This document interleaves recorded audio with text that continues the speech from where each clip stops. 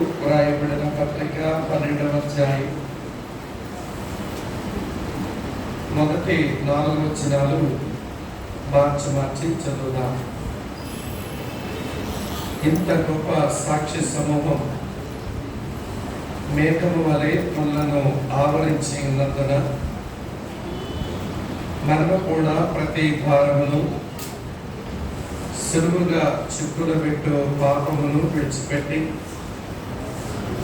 విశ్వాసములకు కర్తయు దానిని కొనసాగించువాడునైన యేసు వైపు చూచుచు మన ఎదుట ఉంచబడిన పందెములో ఓపికతో పరిగెత్తడం,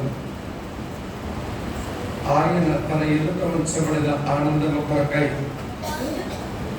అవమానమును నిర్లక్ష్యపెట్టి సిలువను సహించి దేవుని సింహాసనం యొక్క కుడిపార్శ్వమున ఆసీనుడై ఉన్నాడు.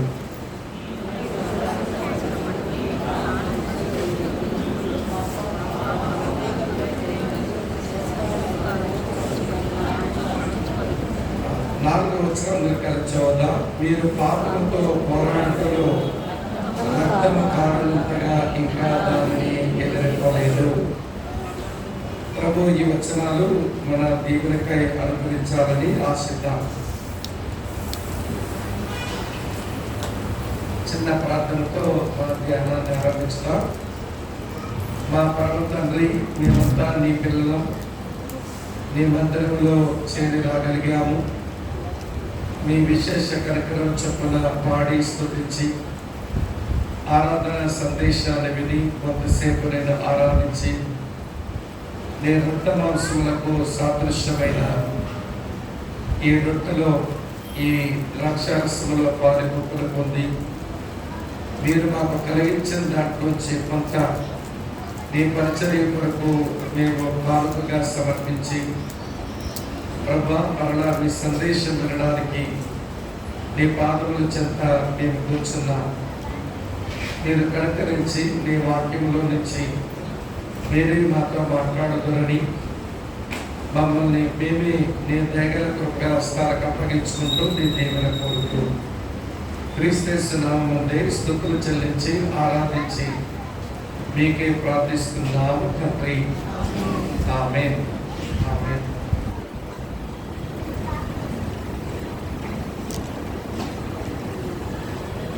ప్రభునందు ప్రియ సహోదర సహోదరులారా, హెబ్రీయులకు రాసిన పత్రికలో ఉన్న 13 అధ్యాయాలు 13 శ్రేష్టమైన విషయాలు. నిన్న ఉదయం 3వ అధ్యాయం ఆధారంగా చేసుకుని శ్రేష్టమైన పిలుపుల గురించి కొంత చూడగలిగాం. 2వ సందేశం హెబ్రీ పత్రిక 4వ అధ్యాయాన్ని ఆధారంగా చేసుకుని శ్రేష్టమైన విశ్రాంతిని గురించి మనం ఆలోచించాం. భోజన అనంతరం 6వ అధ్యాయం ఆధారంగా చేసుకుని శ్రేష్టమైన గురిని గురించి మనం ఆలోచించాం. సరే, మిగిలిన అధ్యాయాలకు సమయం లేదు, మీరే చదువుకుంటే దేవుడు మీతో మాట్లాడతాడు. సరే, ఈ పూట 12వ అధ్యాయం ఆధారంగా చేసుకుని ఒక ప్రాముఖ్యమైన విషయము మీతో చెప్పి ముగిస్తాను. హెబ్రీ పత్రిక 12వ అధ్యాయంలో ఉన్నది శ్రేష్టమైన పరుగు. శ్రేష్టమైన పరుగు. క్రైస్తవ జీవితం పరుగుతో పోల్చబడింది. అపొస్తలుడైన పౌలు క్రైస్తవ జీవితాన్ని పరుగుతోనే పోల్చాడు.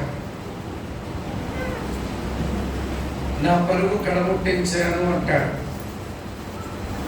నేను పరిగెత్తుచున్నాను అంటాడు, నా పరుగులో ఇదివరకే నేను గెలిచాను అని అనుకోవడం లేదు అంటాడు. ఇట్లా క్రైస్తవ జీవితం ఒక పరుగు పందెంతో పోల్చబడింది. హెబ్రీ పత్రిక గ్రంథ రచయిత కూడా క్రైస్తవ జీవితాన్ని పరుగు పందెంతోనే పోల్చాడు. ఈ హెబ్రీ పత్రిక 12వ అధ్యాయంలో మనం పరిగెత్తవలసిన మన క్రైస్తవ పరుగుకు ఆటంకాలు ఉన్నాయి, హిండ్రెన్సెస్ అన్ని ఈ పత్రికలో 12వ అధ్యాయంలో రాశాడు. మన పరుగుకు ఆటంకాలు ఉన్నాయి కాబట్టి ఈ ఆటంకాలను అధిగమించి మన పరుగును సజావుగా కొనసాగించాలి అంటే దేవుడిచ్చిన సహాయాల మళ్ళీ అధ్యాయంలోనే రాశాడు. హెల్ప్స్ ఉన్నాయి. ఎదురైన ఆటంకాలను అధిగమించి దేవుడిచ్చిన సహాయాలు వాడుకుని మనం సరిగా పరిగెత్తితే మన ముందు కొన్ని ఘనతలు ఉన్నాయి, అవి మనం సంపాదించుకోవచ్చు. దాని హానర్స్ అని అంటారు. సింపుల్ గా 3 హింసలు గుర్తుపెట్టుకోండి. ఈ అధ్యాయంలో 12వ అధ్యాయంలో మన పరుగుకు ఉన్న ఆటంకాలు, మన పరుగుకు ఆయన ఇచ్చిన సహాయాలు, మన పరుగు సరిగా పరిగెడితే మనకు దొరికే ఘనతలు. ఆశ్చర్యం ఏంటంటే ఈ 12వ అధ్యాయంలో 7 ఆటంకాలు రాశాడు. అలాగనే ఈ ఆటంకాలను అధిగమించడానికి 7 సహాయాలు ఉన్నాయి అని రాశాడు. 7 సహాయాలు మనం వాడుకుంటూ మన పరుగు సరిగా పరిగెడితే మనకు 7 ఘనతలు ఉన్నాయని చెప్పాడు. మెట్టుకు 29 వచనాల ఈ అధ్యాయం 21 అంశాలతో ముడిపడి ఉంది. 7 hindrances, 7 helps, 7 honors. 21 విషయాల సందేశం ఇప్పుడు నేను చెప్పాలి. 21 విషయాలు చెప్తే భోజనం మాట ఏమవుతుందో మరి. మన భోజనానికి సమయానికి వెళ్ళలేము, మీకు ఆకలి అవుతుంది, ఎవరైనా డయాబెటిక్ పేషెంట్స్ ఉంటే ఇబ్బంది అవుతుంది. ఆ కారణం చేత 21 చెప్పలేను, చాలా సమయం పడుతుంది. కాబట్టి మీరు చదువుకోగలిగితే వీటిని ఈ అధ్యాయంలో చూడవచ్చు. కాబట్టి ఇప్పుడు నా వంతు పని ఏంటి అంటే ఒక 4 ఆటంకాలు చూపిస్తాను, 2 సహాయాలు చూపిస్తాను, 1 ఘనత చూపించి ముగించేస్తాను. అంటే 21 విషయాన్ని 7కు కుదించానన్నమాట. అమ్మ అర్థమవుతున్నదా? 29 వచనాలలో ఉన్న క్రైస్తవ పరుగు 21 అంశాలతో ముడిపడి ఉంది. 21 అంశాలు మనం ఇప్పుడు మాట్లాడుకోలేం, కానీ ఉన్న 7 ఆటంకాల్లో 4 ఆటంకాలు చెప్తాను. ఈ 4 ఆటంకాలు అధిగమించడానికి ప్రభు ఇచ్చిన 2 సహాయాలు చెప్తాను. తర్వాత ఆ సహాయాలు వాడుకుని మనం గమ్యానికి చేరుకోగలిగితే మనకు దొరికే 1 ఘనత, అది నేను చెప్పి నేను ముగించే ప్రయత్నం చేస్తాను. కనుక హెబ్రీ పత్రిక 12వ అధ్యాయం ఒక మంచి క్రైస్తవ విశ్వాస పరుగుల గురించి నేర్చుకోవడానికి ఉపయోగపడే అధ్యాయం. ఈ అధ్యాయం నుంచి ఇప్పుడు ఈ 7 సంగతులు మనం చూస్తాం. మొట్టమొదట నేను చెప్పేది ఆటంకాలు. మన క్రైస్తవ పరుగులో మనకు కొన్ని ఆటంకాలు ఉన్నాయి. ఈ ఆటంకాలను అధిగమించాలి, లేకపోతే మన పరుగు సాగదు. మనం చేరుకోవాల్సిన గమ్యానికి మనం చేరుకోలేని వాళ్ళం అయిపోతాం. సరే, 2 ఆటంకాలు చూద్దాం. హెబ్రీయులకు రాసిన పత్రిక 12వ అధ్యాయం 1వ వచనం.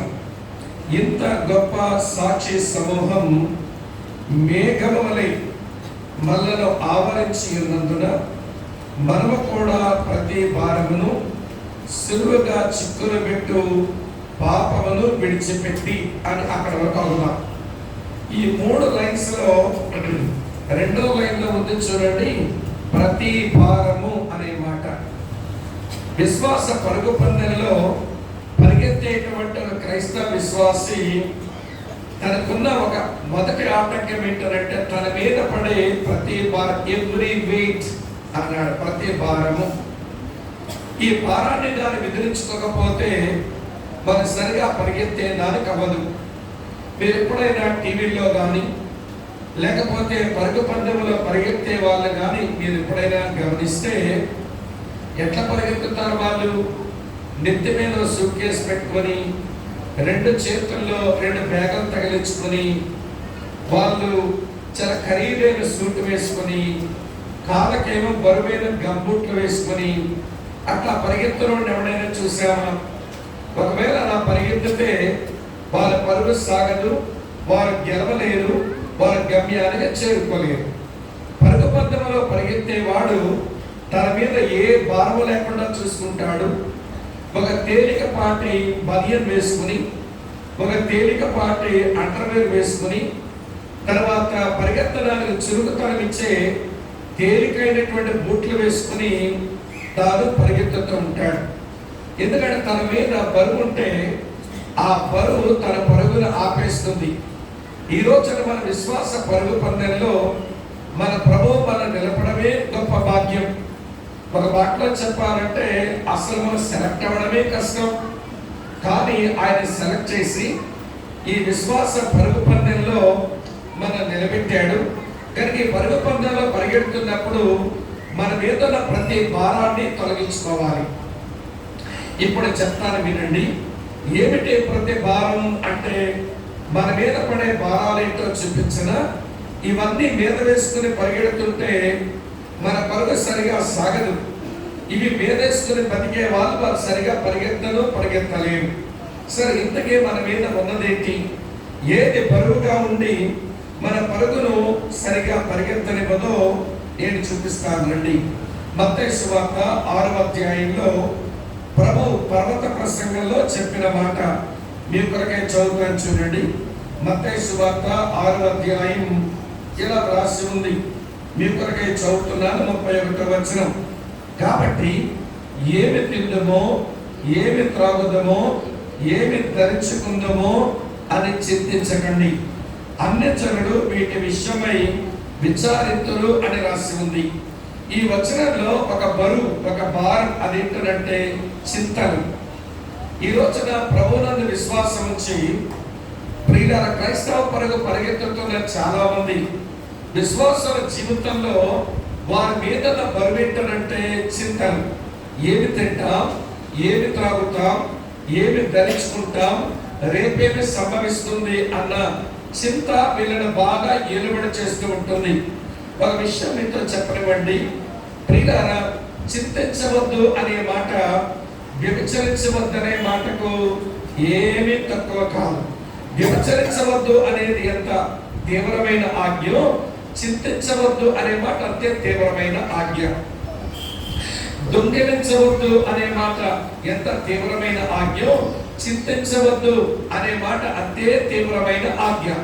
కానీ విచారకరమైన విషయం చెప్పన, దొంగిలించవద్దు, వ్యభిచరించవద్దు, నరహత్య చెయ్యవద్దు, అబద్ధ సాక్ష్యం పలకొద్దు, ఇవి చాలా తీవ్రంగా పరిగణిస్తారు క్రైస్తవులు. కానీ చింతించవద్దు అనేది అది ఇంపెరేటివ్, అది ఆదేశపూర్వకంగా ఆయన ఇచ్చిన ఆజ్ఞ అని గమనించి చింతన ఒకవేళ వస్తే నేను ఆజ్ఞను అంగీకరిస్తున్నాను అన్న తీవ్రత మనకు లేదు. అందుకని ప్రియుల చింతనన్నీ మన నెత్తి మీద వచ్చి కూర్చున్నట్టుగానే ఉంటాయి కొంతమందికి. నేను అప్పుడప్పుడు గమనిస్తుంటాను, మేము దేవుని బిడ్డలం, మా చింతంతా ఆయన మీద వేసేసాం, ఈరోజు చింతన లేక ప్రశాంతంగా ఉన్నాం అన్నట్టుగా కొంతమంది కనబడరు. వాళ్ళ ముఖాలు చూస్తేనే కనబడుతుంది చింతను, వాళ్ళ ముఖాల్లోంచి వెళ్ళగొక్కుతూ ఉంటారు. అలాంటి ముఖాలు ఎట్లుంటాయని చెప్పన, శ్రీకాకుళం భాషలో చెప్పాలంటే చింతనతో మిగిలిపోయిన ముఖాలు పిడక ముఖాలంట. అసలు ముఖంలోనే మూసులో అన్నట్టు కనబడతారండి. మ్యాక్స్ రుకోడో అనే ఒక దైవజనుడు ఏమండి దేవుని వాక్యాన్ని కవితలతో రాసేవాడు. ఆయన కవిత ఇలా రాశాడు, ఒక ఊహా కవిత. ఒక భార్యాభర్తలు ఇద్దరు చెట్టు కింద కూర్చొని వాళ్ళు ఏదో మాట్లాడుకుంటున్నారట. సరే, పైన రెండు పక్షులు ఉండి ఈ మనుషుల మాటలు వింటున్నట్టుగా ఆయన కవిత రాస్తాడు. అందులో ఆడపక్షి అంటుందట మగపక్షితో, ఏమండి ఈ మనుషులేంటి చాలా దుఃఖంలో, చాలా విచారంలో, చాలా చింతలతో ఉన్నట్టున్నారే అందట ఆడపక్షి. మగపక్షి అందట మనకున్న దేవుడు వారికి లేడులే అన్నట. మనకున్న దేవుడు వారికి లేడు. ఈరోజు దేవుని పిల్లలమే కానీ వినడం ప్రియులారా, ఏమి తింటాం అనేది చింత, ఏమి ధరించుకుంటాం అనేది చింత, రేపేమి జరుగుతుంది అనేది చింత. అందుకనే ప్రభు పర్వత ప్రసంగంలో మీరు తినడానికి చింతించకండి, ఆకాశ పక్షులు చూడండి, అవేమైనా దుక్కి దున్నుతున్నాయా, అవేమైనా గింజలు విసురుతున్నాయా, అవేమైనా నాట్లో పెడుతున్నాయా, అవేమైనా నీరు పెడుతున్నాయా, అవేమైనా కలుపు తీస్తున్నాయా, అవేమైనా ఎరువేస్తున్నాయా, అవేమైనా కోతకొస్తున్నాయా, అవేమైనా తూర్పాలు పెడుతున్నాయా, అవేమైనా కొట్లలో కూర్చుని ఉంచుకుంటున్నాయా?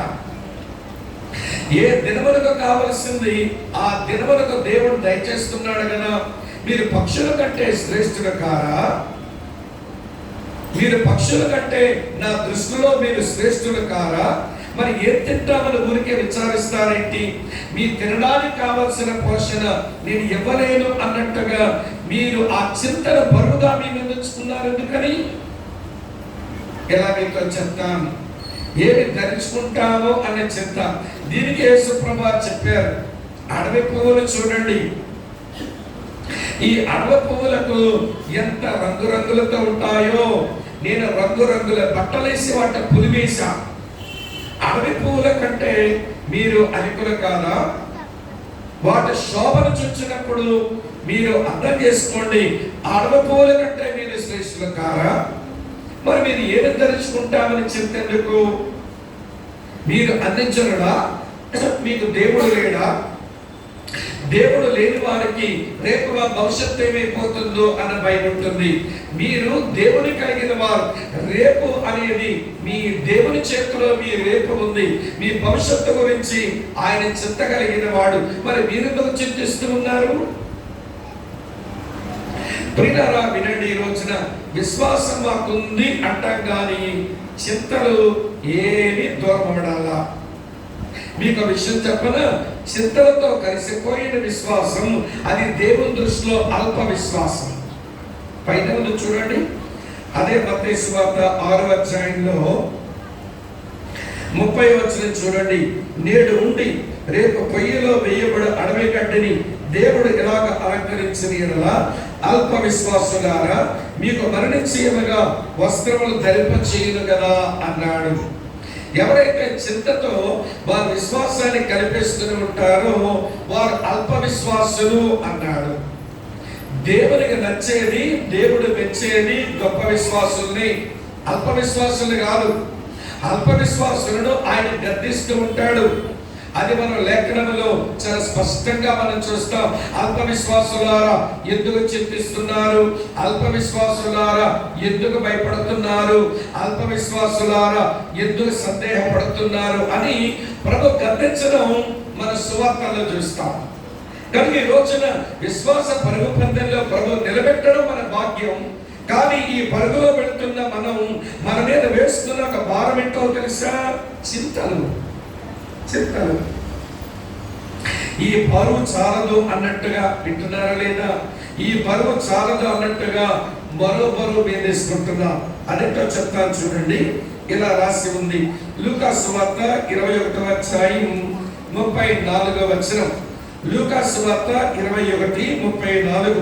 మీ హృదయములు ఒకవేళ తిండి వలనను మత్తు వలనను ఐహిక విచారం వలనను మందముగా ఉన్నందున అన్నాడు. అమ్మ వింటున్నారా? మరొక బరువు ఉంది ఇక్కడ. బరువు పేరు ఏంటో తెలుసా? ఐహిక విచారాలు. ఈ లోక విచారాలు, ఐహిక విచారాలు. ఒక విషయం జ్ఞాపకం చేస్తాను. దేవుడు యాకోబుకు బేతేలులో తన ప్రత్యక్షతనిచ్చాడు. అప్పుడు యాకోబు ప్రత్యక్షతను చూసి, నేను ఏ రాయినైతే స్తంభంగా నిలిపానో ఇది మందిరం అవుతుంది, నేను మళ్ళీ ఇక్కడికి వస్తా, దేవుడు ఏమైతే నాకు ఇచ్చాడో వాటన్నిటిలోంచి తిరిగి తీసుకుని వచ్చి దశభాగం చెల్లిస్తానని మొక్కుబడి చేసుకున్నాడు. ఆ మొక్కుబడి చేసుకున్న తర్వాత ఆ బేతేలు నుంచి ఆయన పద్దనరాముకి వెళ్ళాడు. అమ్మా వింటున్నారా? ఆ పద్దనరాములో 20 సంవత్సరాలు బ్రతికాడంట. ఎందుకు పట్టినాడు 20 సంవత్సరాలు? ఆయన మాటల్లోనే చూస్తే, నీ ఇద్దరు కుమార్తెల కొరకు 14 సంవత్సరాలు గుడిగం చేశాను, నా మందల కొరకు, నీ మందల కొరకు 6 సంవత్సరాలు గుడిగం చేశాను, నీ ఇద్దరు కూతుళ్లను భార్యలుగా సంపాదించుకోవడానికి 14 సంవత్సరాలు, నా భాగ్యాన్ని పెంచుకోవడానికి మరొక 6 సంవత్సరాలు. ఇది ఏమిటిది? నువ్వు బేతేలుకు రావాల్సిన వాడివి, నువ్వు పద్దనరాములో ఉండిపోయావు. ఎందుకని? పద్ అండ్ ర్యామ్ అనే అరమిక్ మాటకు అర్థం ఏంటో తెలుసా? ఐహిక విచారాలే అనే అర్థం. బేతేల్ అనగా దేవుని ఇల్లు, అందులో ఉండవలసిన వాడు పద్దనరాం ఐహిక విచారాలతో బ్రతికాడు. భార్యలు కావాలి, భాగ్యం కావాలి. ఇక ఓటు మాటలో చెప్పాలంటే పిల్లలు కావాలి, పైసలు కావాలి. అంతే కదా? 20 సంవత్సరాలండి. అప్పుడు అంటాడు వాళ్ళ మామయ్య గారు, 20 సంవత్సరాలు మూడిగం చేశాను, పగలు ఎండ దెబ్బకి ఎండిపోయాను, రాత్రి మంచు దెబ్బకు తడిచిపోయాను, నిద్ర నా కన్నులకు రాలేదు, నేను క్షీణించిపోయాను. ఎవడ క్షీణించిపోతున్నాడు నిన్ను? భార్య కావాలి, భాగ్యం కావాలి. ఇవే ఐక్య విచారాలు. ఈ ఐక్య విచారాలను బరువులేసుకునే వాళ్ళు ముందుకు వెళ్ళలేరు. నువ్వు రావాల్సింది బేతేలుకు, నువ్వు ఆగిపోయింది పద్దనరాములో. ఈ రోజు మనం చేరుకోవలసిన గమ్యం ఏదో ఉంది. అక్కడ చేరుకోవలసినటువంటి మన పరుగు పంటల్లో మనం సరిగా సాగడం లేదు. కారణం ఏంటంటే బరువులేసేస్తున్నాం వీటిని. అయితే చింత, లేకపోతే ఐహిక విచారాలు. ఇక్కడ ఉన్నారా లేదా మీరు? మూడో సంగతి చెప్తాను. బరువులు భలే ఉంటాయి. ఇవన్నీ వేసేసుకొని పెద్ద పరిగెత్తిస్తున్నాం అనుకుంటారు మన వాళ్ళు. ఇది పరిగెడుతున్నారా? పోడా వల్లకాడు ఏమీ లేదు. ఎలా పరిగెడుతున్నారో చెప్పనా? ఈ రోజున గ్రౌండ్ లోకి వెళ్ళి పరిగెత్తడం కష్టమైపోతుంది. ఉదయాన్నే మళ్ళీ కబ్బన పడతారని ఒక క్వశ్చన్ వచ్చింది. ఏంటంటే థ్రెడ్ మిల్ ఎక్కి నడుస్తున్నాడు. ఎంతసేపు నడిచాడండి బాబు? గంట సేపు. ఎంత దూరం వెళ్ళాడు? ఎక్కడికి అక్కడే ఉన్నాడు. ఈరోజు క్రైస్తవులు థ్రెడ్ మిల్ తొక్కుతున్నారే కానీ ముందుకు పోవట్లా. వింటున్నారా? థ్రెడ్ మిల్ తొక్కినట్టు అక్కడే నడుస్తున్నారండి. ఏమో కడుగు ముందుకు పోవడం లేదు. అలాగే క్రైస్తవ పరుగులో సరిగా పరిగెత్తలేకపోవడానికి కారణం ఏంటంటే బరువుల మీద వేసేస్తున్నాం. కొంతమంది చింతలేస్తున్నారు, మరి కొంతమంది ఐక్య విచారాలు వేసుకున్నారు. ఇంకో బరువు చూపిస్తా. ఇది చాలా భయంకరమైన బరువు. ఈ బరువు కిందనే బ్రగ్గిపోతూ మీరు పరుగు సాగలేక స్తంభించిపోయిన చాలా మంది ఉన్నారు. ఏమిటి బరువు? చూపిస్తాను చూడండి. 1 యోహాను పత్రిక 2వ అధ్యాయం 16వ వచనం ఇలా రాసి ఉంది. యోహాను రాసిన 1వ పత్రిక 2:16 చూడండి. ఇలా రాసి ఉంది. ప్రియుల, లోకములో ఉన్నంతయు అనగా శరీర ఆశయు, నేత్ర ఆశయు, జీవపడంబమును తండ్రి వలన పుట్టినవి కావు, అవి లోక సంబంధమైనవే అని రాసి ఉంది. ఈ వచనముల పరిమితో తెలుసా? లోకాన్నే నిర్దేశిస్తున్నారు వీళ్ళు. నువ్వు మీద వేసుకోవచ్చు సిలువని. ఏమన్నాడు యేసు ప్రభువారు? మీ మీద నా కాడి ఎత్తుకొని నా యొక్క నేర్చుకోండి, మీ మీద మీ సిలువను ఎత్తుకొని అనుదినము నన్ను వెంబడించండి అన్నాడు. మన మీద ఉంటే ఉండవలసిన సిలువ, అంతేకాని లోకం కాదు. ఈరోజు లోకాన్ని మీద వేసుకుంటున్నాం మనం. చెప్పనా లోకం అంటే ఏంటో? ఆయనే చెప్పాడు. మొదటి మాట, లోకంలో ఏముందట? శరీర ఆశ, ఏమంటే నేత్రాశ, జీవపడంబం. దీన్ని పారాఫ్రైజ్ చేస్తాను వినండి. శరీరాశ అంటే సుఖ సరదాల పిచ్చి. సుఖము సరదా పిచ్చి. సుఖం ఉండాలి, సరదాగా ఉండాలి అనే తపన. నేత్రాశ అంటే సంపదల పిచ్చి. జీవపడంబం అంటే పేరు ప్రఖ్యాతుల పిచ్చి. ఏమంటే దేవుని సేవకుడు ఆరోగ్యమూర్తి గారి భాషలో చెప్పాలంటే ఈ 3 పిచ్చిలకి 3 పేర్లు పెట్టాడు.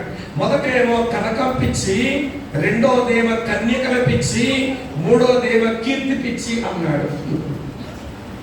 అయితే కన్యక, లేకపోతే కనకం, లేకపోతే కీర్తి, ఏదో పిచ్చిలో ఉన్నారు మనుషులు ఈ రోజుల్లో. అమ్మా వింటున్నారా?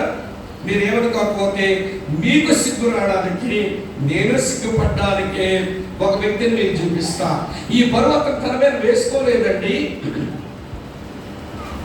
ఎందుకు మీకు నాకు సిగ్గు కలగాలి అని అన్నారంటే, ఆయన ఈ మూడింటిని లోకంలో ఏమన్నా ఈ మూడింటిని తన మీద వేసుకోకుండా తన పరుగు పరిగెత్తే సమయానికి ఈ బైబిల్లో ఒక పేజీ ఆయన దగ్గర లేదు. ఈవెన్ ఆదికాండం మొదటి అధ్యాయం ఫస్ట్ పేజ్ కూడా లేదు ఆయన దగ్గర. ఈ 66 పుస్తకాల బైబిల్ గ్రంథంలో ఒక పేజీ తన దగ్గర లేనప్పుడే లోకాన్ని తన మీద వేసుకోకుండా భలే పరిగెత్తాడండి పెద్ద ఆయన. మీతోనే చదివిస్తాను చూడండి. ఏప్రిల్కి రాసిన పత్రిక 11వ అధ్యాయం 24 నుంచి 26 వచనాలు తెలుగు బైబిల్లో కలిసి ఉంటుంది. చదవండి ఆ మాటలు. ఏప్రిల్ పత్రిక 11వ అధ్యాయం 24వ వచనం, 25, 26 వచనాలు చూడండి. విశ్వాసమును బట్టి మోషే పెద్దవాడైనప్పుడు ఐగుప్తు ధనము కంటే ఆగుతాడు. ఐగుప్తు ధనము కంటే అంటే సంపదల పిచ్చి కంటే, నేత్రాశ కంటే అని అర్థం. ఆ తర్వాత క్రీస్తు విషయమైన నింద గొప్ప భాగ్యమని ఎంచుకొని అల్పకాల పాపభోగం అనుభవించడం కంటే ఆగుతాడా. శరీర ఆశ కంటే అంటే సుఖ సరదాల పిచ్చి కంటే అని అర్థం. ఆ తర్వాత చదవండి. దేవుని ప్రజలతో శ్రమ అనుభవించడం మేలని యోచించి ఆ ఫరో కుమార్తె యొక్క కుమారుడు అనిపించుకుంటూ ఆగండి అంటే పేరు ప్రఖ్యాతుల కంటే, జీవపు డంబం కంటే అని అర్థం. ఇప్పుడు మోషే ఈ మూడింటిని జయించి తన పరుగు సరిగా పరిగెత్తే సమయానికి బైబిల్ ఎంత ఉంది ఆయన దగ్గర? మోషే జీవితం 120 సంవత్సరాలండి. స్టెఫెను తన ప్రసంగంలో ఈ 120 సంవత్సరాలని బ్రేకప్ చేశాడు. మొదటి 40 సంవత్సరాలు ప్యాలెస్ లో బతికాడు, తర్వాత 40 సంవత్సరాలు మిద్యాన్ అరణ్యంలో బతికాడు. లాస్ట్ 40 years అరణ్యంలో అతను ఆత్మీయ యాత్ర చేశాడు. మొదటి 40 సంవత్సరాలు ఎండింగ్ వచ్చేసరికి తన కాళ్ళ వరకు వచ్చాయి. అల్పకాల పాపభోగం, ఐగుప్తు ధనం, ఫరో కుమార్తె కుమారుడని పెంచుకునే కీర్తి 3 వచ్చాయి. మొదటి 40 సంవత్సరాలు ప్యాలెస్ లో బతికిన వెంటనే ఈ 3 అతని కాళ్ళ దగ్గరకు వస్తే కాళ్ళతో తను కనపడేశాడు, నాకు అక్కర్లేదని. తరువాత 40 సంవత్సరాలు మిద్యానరణ్యములో మామగారి అయిన ఇత్రో యొక్క బంధన మేపుతూ, అటు తరువాత 20 దాటిన తరువాత అతను రాసిన మొదటి పుస్తకం ఆదికాండం. 80 years అయిపోయిన తర్వాత రాశాడు. కానీ 40 years లోనే తన వరకు వచ్చిన వింటున్నారా శరీరాశ, నేత్రాశ, జీవపడము ఇవడి తన కాల కంటే తొక్కి పడేశాడు. అందుకన్నాను మనందరికీ సిగ్గు రావడానికని. సిగ్గుపడకపోతే ఏమని పిలవాలి? సిగ్గు లేని వాళ్ళారా అని పిలవాలి. సిగ్గు మారిన మంద అని పిలవాలి మనల్ని. వినండి, ఇలాంటివన్నీ చదువుతున్నప్పుడు ఎంత రోషం అనిపిస్తుందో. అసలు దైవ ప్రత్యక్షతలు మనకు ఉన్నంత లేనప్పుడే, దేవుని వాక్యాలు మనకున్నంత వాళ్ళకి లేనప్పుడే ఎంత సునాయాసంగా చేయించాడండి లోకాన్ని వేరేసుకోకుండా. ఈరోజు ఈ 3 మన మీద పడుతున్నాయి. చెప్పమంటారా? సరదాల పిచ్చి ఏం తక్కువ అయిపోయింది మన వాళ్ళకి. అసలు క్రైస్తవులకు డిసెంబర్ మాసం వస్తే ఏమి సరదాలో చెప్పలేము. పాడుతున్నారు, దానికి డాన్సులు కూడా ఇస్తున్నారు. ఇక మా గారి డాన్సులు మండిపోను. పాట ఏంటో తెలుసా? బెత్లెహేములో సందడి. మీకు వచ్చినట్టుంది. పక్క చెప్పండి. బెత్లెహేములో సందడి, పశువుల పాటలు తెలియపడుతారండి. ఆ బెత్లెహేములో ఉన్న యోసేపు మరియలకైనా సందడి ఉంది ఆ రోజున. పిల్లలకనే అలవాటు లేని మరియకు ఇప్పుడు పిల్లాడు పుట్టాడు.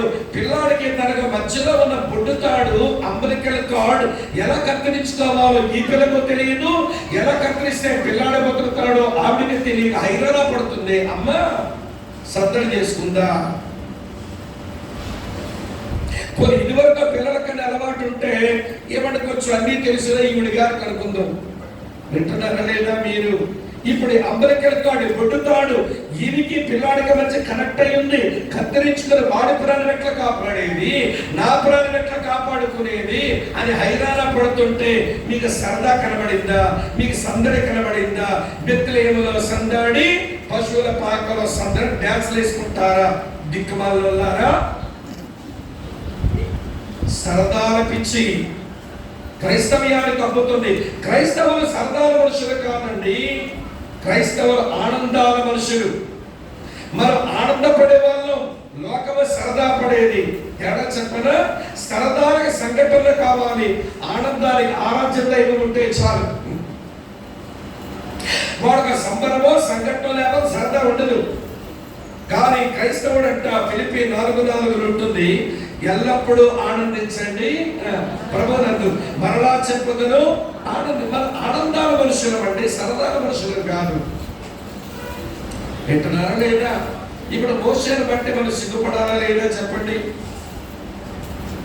ఏంటి అసలు గొడ్డుగొమ్మలా చూస్తున్నారు కొన్నిట్లో పెట్టుకొని చెప్పరే? అమ్మ బైబిల్లో ఒక పేజీ లేని రోజుల్లో ఈ లోకములో ఉన్న శరీరాశ, నేత్రాశ, జీవపడబ్బాని మీద వేసుకోకుండా అద్భుతమైన జీవితం జీవించాడే. 430 సంవత్సరాలుగా బానిసలుగా పడి ఉన్న మనుషులను ఎంత అద్భుతంగా విమోచించాడండి ఆయన. ప్రపంచంలో ఎవరైనా ప్రపంచంలో గొప్ప నాయకుడు ఎవడు అని ఒకవేళ చెప్పవలసి వస్తే మోషే పేరే ముందు నిలుస్తుంది. అంత బాగా లోకాన్ని జయించని మీద వేసుకోలేదు. ఈ రోజున క్రైస్తవులు అయితే ఏంటి శరీరాశ, లేకపోతే నేత్ర సంపదల పిచ్చి. వింటున్నారా లేదా? ఏమి గడుద్దామా అనే పిచ్చి. ఈ మాట చెప్తుంటే కానన్నాడు, అదే బ్రదరు సంపాదించుకోవడానికి పిచ్చి, దాని మీద మీరు ప్రసంగం చేస్తున్నారు. అన్ని బాగున్నప్పుడే 10 రోజులు వెనక్కేసుకోవాలన్నాడు. ఏం వేసుకుంటాడంట? 10 రోజులు వెనక్కే నువ్వు నేర్చుకో, నీ కిడ్నీలో 10 రోజులు చేరుతాయి. అప్పుడు మీరు ఆపరేషన్ గా డబ్బు ఖర్చు పెట్టుకుందువు కానీ, లేదా 10 రోజులు వెనక్కి నువ్వు చచ్చాక నీ పెట్టులో నువ్వు సంపాదించే రోజులను వేసి పాటేస్తావు. నిన్ను ఎంతసేపు ఏమి గడిద్దామా, ఏం మిగిలించుకుందామా, తర్వాత ఏమో పేరు ప్రఖ్యాతులు పిచ్చి. నిన్నే చెప్పానుగా, వినండి, పేరు ప్రఖ్యాతులు పిచ్చి. మేమండి మా పేరు అందరికీ తెలియాలి, మేమేంటో అందరికీ తెలియాలి పిచ్చింది చూశారు. ఇది జీవపు డబ్బ పిచ్చి, పేరు ప్రఖ్యాతుల పిచ్చి. ఇవి మేమేసుకుంటారు. నువ్వే పరిగెత్తుతావు, నేనే పరిగెత్తాను. ముందు మీ మీద నుంచి తొలగించుకోండి ఎవ్రీ వెయిట్. అది చింతన, అది ఐక్య విచారమా, అది లోకమా, ఈ భారాలు కొంచెం విదిలించుకోండి, లేకపోతే మీ పరుగు సాగదు. మీ పరుగుకు మొదట ఏంటో తెలుసా? మీ మీద ఉన్న ప్రతి భారము ఎవ్రీ వెయిట్ తొలగించుకోండి అన్నాడు. అమ్మ అర్థమవుతుందని చెప్పింది. అసలు ఆయన సెలెక్ట్ చేసి మళ్ళీ ఎంపిక చేసుకొని ఈ పరుగు పందెంలో నిలబడమే మన భాగ్యం.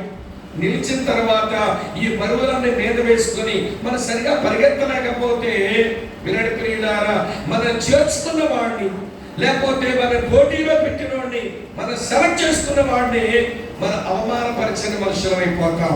ఎందుకంటే ఎక్కువ చెప్పలేను, మిగిలినది మీరు ధ్యానం చేద్దరు కానీ. హెబ్రీయులకు రాసిన పత్రిక 12వ అధ్యాయం మళ్ళీ చదువుతాను, వినండి. మొదట ఆటంకం ఏమండి? ప్రతి భారం, ఎవ్రీ వెయిట్. అలా రెండో ఆటగా చదువుతాను చూడండి.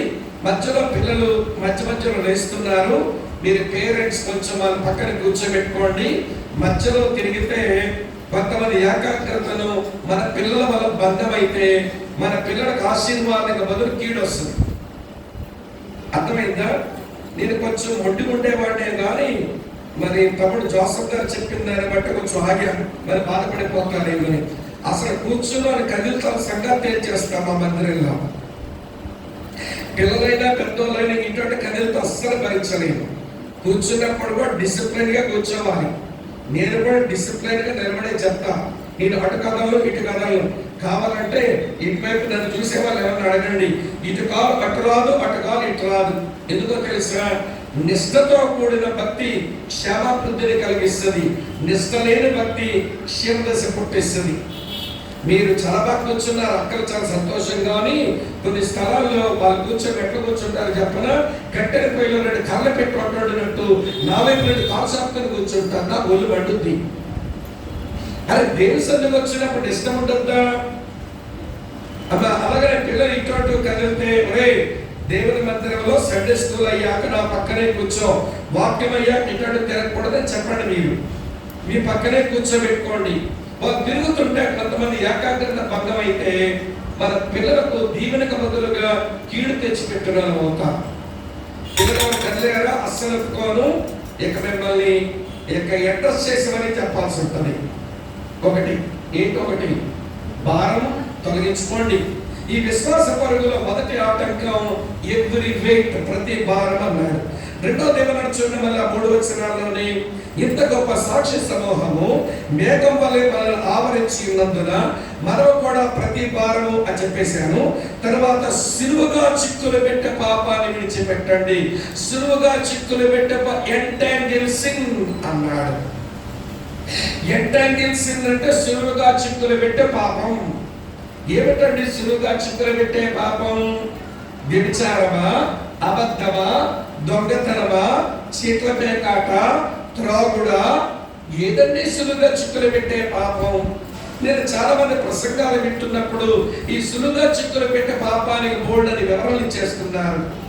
అరే ఏంటి మన అన్నయ్యలు ఎట్లా చెప్తున్నారు అనిపిస్తూ ఉంటుంది నాకు. ఎందుకంటే సులువుగా చిక్కులు పెట్టే పాపం అంటే ఈ ఏప్రిల్కు రాసిన పత్రిక 13 అధ్యాయాలు ఒకే ఒక పాపాన్ని గురించి సీరియస్ గా మాట్లాడుతున్నాయి. ఏప్రిల్ పత్రిక 13 అధ్యాయాలు ఒకే ఒక పాపాన్ని గురించి 13 అధ్యాయాలు ఆ పాపాన్ని గురించి సీరియస్ గా మాట్లాడుతున్నాయి. ఆ పాపమే సులువుగా చిక్కులు పెట్టే పాపం. దాని పేరేంటో తెలుసా? అవిశ్వాసం, అన్బిలీఫ్. చదవండి, ఆరంభం నుంచి ఎలాగా ఈ పాపాల గురించి మాట్లాడుతున్నాడో చూపిస్తాను. ఏప్రిల్ పత్రిక 3వ అధ్యాయం 12వ వచనం చూడండి. ఏప్రిల్కు రాసిన పత్రిక 3వ అధ్యాయం 12వ వచనం చూడండి.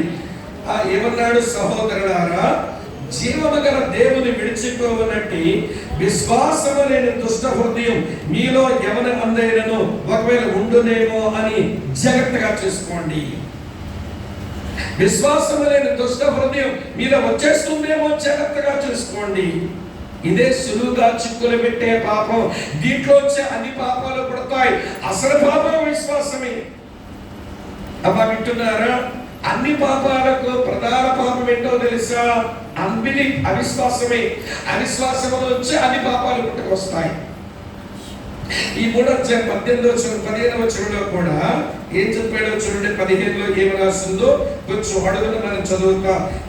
అనగా మొదటి నుండి మనకున్నటువంటి దృఢ విశ్వాసం అంతమట్టు గట్టిగా చేపట్టిన ఎడలని క్రీస్తులో పారివారమయ్యుందము.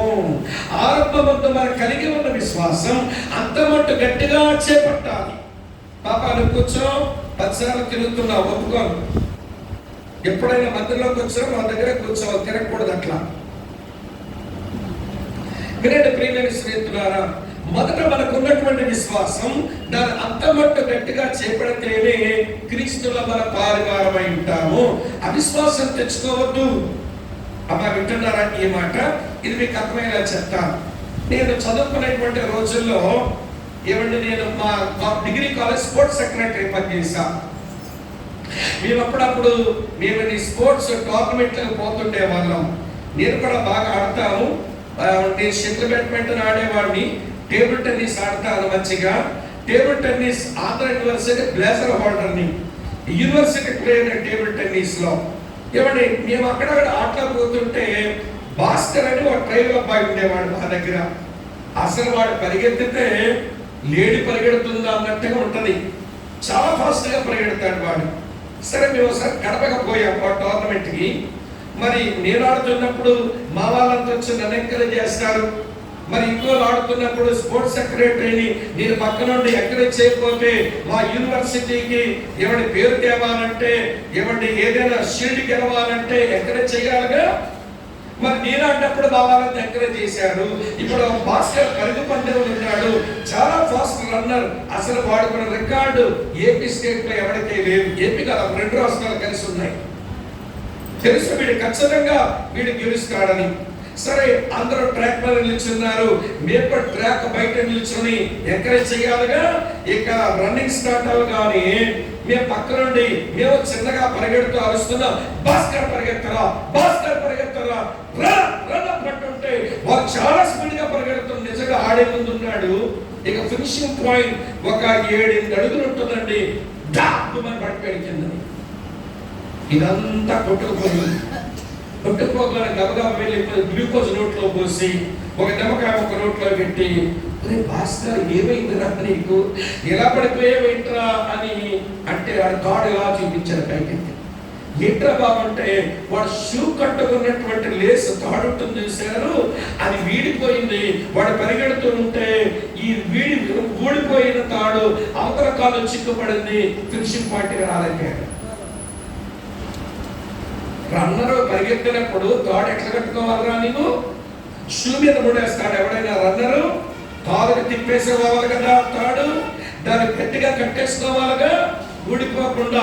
అలా లేచి కట్టుకున్నావు ఇంట్రా, బుద్ధి లేకుండా పాడు చేసావు నువ్వు. అనంతరం కాపాడ్డావు, కానీ బాగా దెబ్బలు తిన్నాయిగా, ఇంకా బాధపడతాడని సరేలే అన్నాం. కానీ వాడు ఓడిపోవడానికి గల కారణం ఏంటో తెలుసా? పరిగెత్తలేక కాదు, ఫినిషింగ్ పాయింట్ చేరుకోలేక కాదు, వాడు కాలు కట్టుకున్న లేసు లూజ్ అయిపోయింది. ఈరోజు చాలా మంది విశ్వాసులు వీరి విశ్వాస పరుగు మధ్యలో పరిగెత్తు ఈ విశ్వాసంతో గట్టిగా పట్టుకోరు, లేసు లూజ్ అయిపోతుంది. ఆరంభ ముందు వారు కలిగి ఉన్న విశ్వాసం దాని అంతమట్టుగా సరిగా వీరు ఏమంటే తుదమట్టు కొనసాగించలేరు. నా విషయం చెప్తాను వినండి. స్టూడెంట్స్ మినిస్ట్రీలో నేను ప్రభుత్వ నమ్మిన తొలి రోజుల్లో మాకు ఇంగ్లీష్ లెక్చరర్ ఒక అన్నయ్య వచ్చేవాడు, బైబిల్ స్టడీ మాకు తీసుకునేవాడు. ఆయన ఇంగ్లీష్ లో బైబిల్ స్టడీ తీసుకుంటాడంటే మాకు ఎంత సంతోషమో, చాలా మంచి విషయాలు చెప్తాడని అంటుండేది. వారు గిటార్ పట్టుకొని పాటలు పాడేవాడు, కొన్ని పాటలు కూడా రాశాడు ఆయన. ఆయన రాసిన పాటలో ఒక పాట చాలా నన్ను ఆదరించేది. భలే ఉంటున్న పాట. ఆనందకరమైన వాటిలో యేసయ్యా నీ ప్రేమ మనోహరం మనోహరం, ఎంత మనోహరం. ఈ విశాల విశ్వమునందు నీ ప్రేమను కనుగొంటిని నీ ప్రేమను కనుగొంటిని. నీ ప్రేమకై ఏమిత్తును, ఏమీ లేని దీనులను, విరిగిన హృదయం నలిగిన మనసు అర్పిత్తు నీకే ఈ నా జీవితమని అన్నగారు రాసిన పాట. ట్యూన్ కూడా చాలా బాగుంటుంది. అంత మంచి పాటలు రాసిన ఆయన, అంత బాగా గిటార్ వాయించడం వచ్చిన ఆయన, అంత బాగా బైబిల్ స్టడీ తీసుకునే ఆయన, అంత బాగా మాకు ఆధ్యాత్మిక నాయకుడు అన్నయ్య గారు అప్పుడప్పుడు అనేవాడు, తమ్ముడా యేసు కొరకు అగ్గిలా బతకాలి మనం అనేవాడు. అన్నంత అగ్గిలో అనుకున్నాం మేము. మీరు ఎవరికపోతే చెప్పనా, ఒక్క బుద్ధి ఒక్క దగ్గర తెలుస్తుంది, ఈ క్రైస్తవుల బుద్ధి కళ్యాణం దగ్గర తెలుస్తుంది. ఒక్క బుద్ధి ఎక్కడ మాట్లాడరే, మొక్క దగ్గర. క్రైస్తవుల బుద్ధి ఎక్కడ? కళ్యాణం దగ్గర. కళ్యాణం అంటే పెళ్లి దగ్గర. పెళ్లి అనే సమస్య రాగానే అన్ని వచ్చేస్తాయిగా మనకు. ఏమనకపోతే చెప్తాను, పెళ్లి అనగానే మగాలేమో కారణంతో చదువుతారు. కా అంటే కలగా ఉన్న పిల్ల రావాలట. వీడు ఎలుబట్ట మొహం వేసుకున్నా కానీ. తర్వాత కాపు దీర్ఘమిస్తే కా అంటే కాలుగులు తెచ్చే పిల్ల రావాలి. కాకమిస్తే కు అంటే కులం పిల్లే రావాలి. ఆ కూకు దీర్ఘమిస్తే కు అంటే అమ్మా నాన్న కూడబెట్టిందంత ఎత్తుకుని వచ్చే పిల్ల కావాలి. అబ్బాయి మగ పిల్లవాడో చెప్పలేము. పెళ్లి దగ్గర వింటున్నారా లేదా మీరు? ఆ టీవీ నైనేమో అప్పుడప్పుడు స్లోగన్ వేస్తుంటాడు. ఏమన్నా స్లోగన్ కూడా చూసినా కానీ పట్టించుకోవట్లే మనుషులు ఈ రోజున. వాడు వేసే స్లోగన్ ఏంటో తెలుసా? కట్నం అడిగిన వాడు, మీకు తెలిసినట్టుంది, టీవీ నేను చూస్తున్నారన్నమాట. ఓకే, కట్నం అడిగిన వాడు ఎవరట? గాడి. మరి ఇచ్చినోడు ఎవడు? అడ్డగాడిదేమో. మరి వచ్చినోడిని మేము ఇప్పించేస్తుంటాం, ఇంత ఇవ్వండి చేసేసుకోండి అనేస్తుంటారు కొంతమంది సేవకులు. కట్నాలు మధ్యలో ఇప్పించడం. మరి వీరెవరంటే వింటున్న కచ్చర గాడిదలేమో. అడిగినోడు మామూలు గాడిద, ఇచ్చినోడు అడ్డగాడిద, ఇప్పించినోడు కచ్చర గాడిద. అసలు గాడిదలే గాడిద. వింటున్నారా లేదా? ఇప్పుడు మా అన్నగా పెళ్లి సమస్య వచ్చిందండి. ఇప్పుడు మా అన్నగారేమో విషయం చెప్పనా, వినండి, కాలింగల కుటుంబానికి చెందినవాడు. కాలింగలు అంటే ఏమండి, 2 రాష్ట్రాలకు శ్రీకాకుళం జిల్లాలో తప్ప కాలింగలు మరి ఎక్కడ కనబడరు మీకు. కాలింగలు అంటే ఎవరో తెలుసా? మన ఎక్స్ స్పీకర్ తమ్మినేని సీతారాం గారు, ఆ కమ్యూనిటీ. వాళ్ళ పితరులో ఒక ఆయన బొడ్డేపల్లి రాజగోపాలరావు అనే ఒక ఎంపీ ఉండేవాడు. వాళ్ళ కమ్యూనిటీ కొంచెం మంది అని ఎక్కడో మొత్తాన్ని బీసీఏలో పెట్టాడు ఆయన పుణ్యమని. చేపలు పట్టేటోళ్ళు, తర్వాత బట్టలు ఉతుకునేటోళ్ళు, ఏమైనా బార్బర్ పనులు చేసుకునే వాళ్ళు, మీరు బీసీఏలో ఉంటారు. వాళ్ళ పిల్లలు చిన్నప్పుడే వృత్తి విద్యలు పెట్టేస్తారు కాబట్టి, వృత్తి పనులు పెడతారు కాబట్టి పిల్లలు చదివించుకోరు. మా జిల్లా నిండా కాలింగిలు బాగా చదివించేసుకుంటారు. మెడికల్ డాక్టర్స్ ఎవర్రా శ్రీకాకుళం జిల్లాలో? కాలింగిలే. ఇంజనీర్లు ఎవర్రా శ్రీకాకుళం జిల్లాలో? కాలింగిలే. టీచర్లు ఎక్కువ మంది ఎవరుంటారా? కాలింగిలే. వింటున్నారా లేదా మీరు? వినండి ప్రియులారా, కాలింగులు బాగా డబ్బున్నారు మా జిల్లాలో. దాంతో పాటు పౌరత్వం చేస్తారు, దాంతో పాటు పెద్ద పెద్ద ఆస్తులు ఉంటాయి, మంచి మంచి ఉద్యోగాలు ఉంటాయి. వీళ్ళెందుకు నమ్ముకుంటారు దేవుణ్ణి? ఎట్లనో మరి మా అన్నయ్య యేసుప్రభు నమ్మాడు. మరి ఇప్పుడు అమ్మాయి కావాలి. ఎవరు కావాలంటే కులం పెళ్ళే కావాలట. మొత్తం మా జిల్లంతా జల్లెడి పట్టిన కాలింగల అమ్మాయి ఒక అక్క యేసుప్రభు నమ్మకుండా దొరకలేదు మాకు వదిలిగా. జిల్లంతా జల్లెడి పట్టిన మా వదినము దొరకలా. వింటున్నారా లేదా మీరు? సడన్గా ఒకసారి అన్నాడు, తమ్ముడు మ్యారేజ్ ఫిక్స్ అయింది అన్నారు. ఎవరన్నా అమ్మాయి ఏ ఊరు అంటే పలానా ఊరు. సీతారాం గారి బంధువే ఆ పిల్ల కూడా. ఏమంటే అమ్మాయి చేసుకుంటానని తీర్మానించుకున్నట్టు అన్నా. నేనన్నా అదేంటన్నా, ఆ పిల్ల బాలమనసు పొందలేదు కదా, ఆ పిల్ల క్రైస్తవురాలు కాదు కదా, నువ్వు అవిశ్వాసం ఎట్లా పెళ్ళాడతావని అంటాడు. మనం ఏమైనా ఇంటికి వెళ్తాం ఏంటమ్ముడు, ఆ పిల్ల ఏమన్నట్టుగా మార్చేసుకుందాం.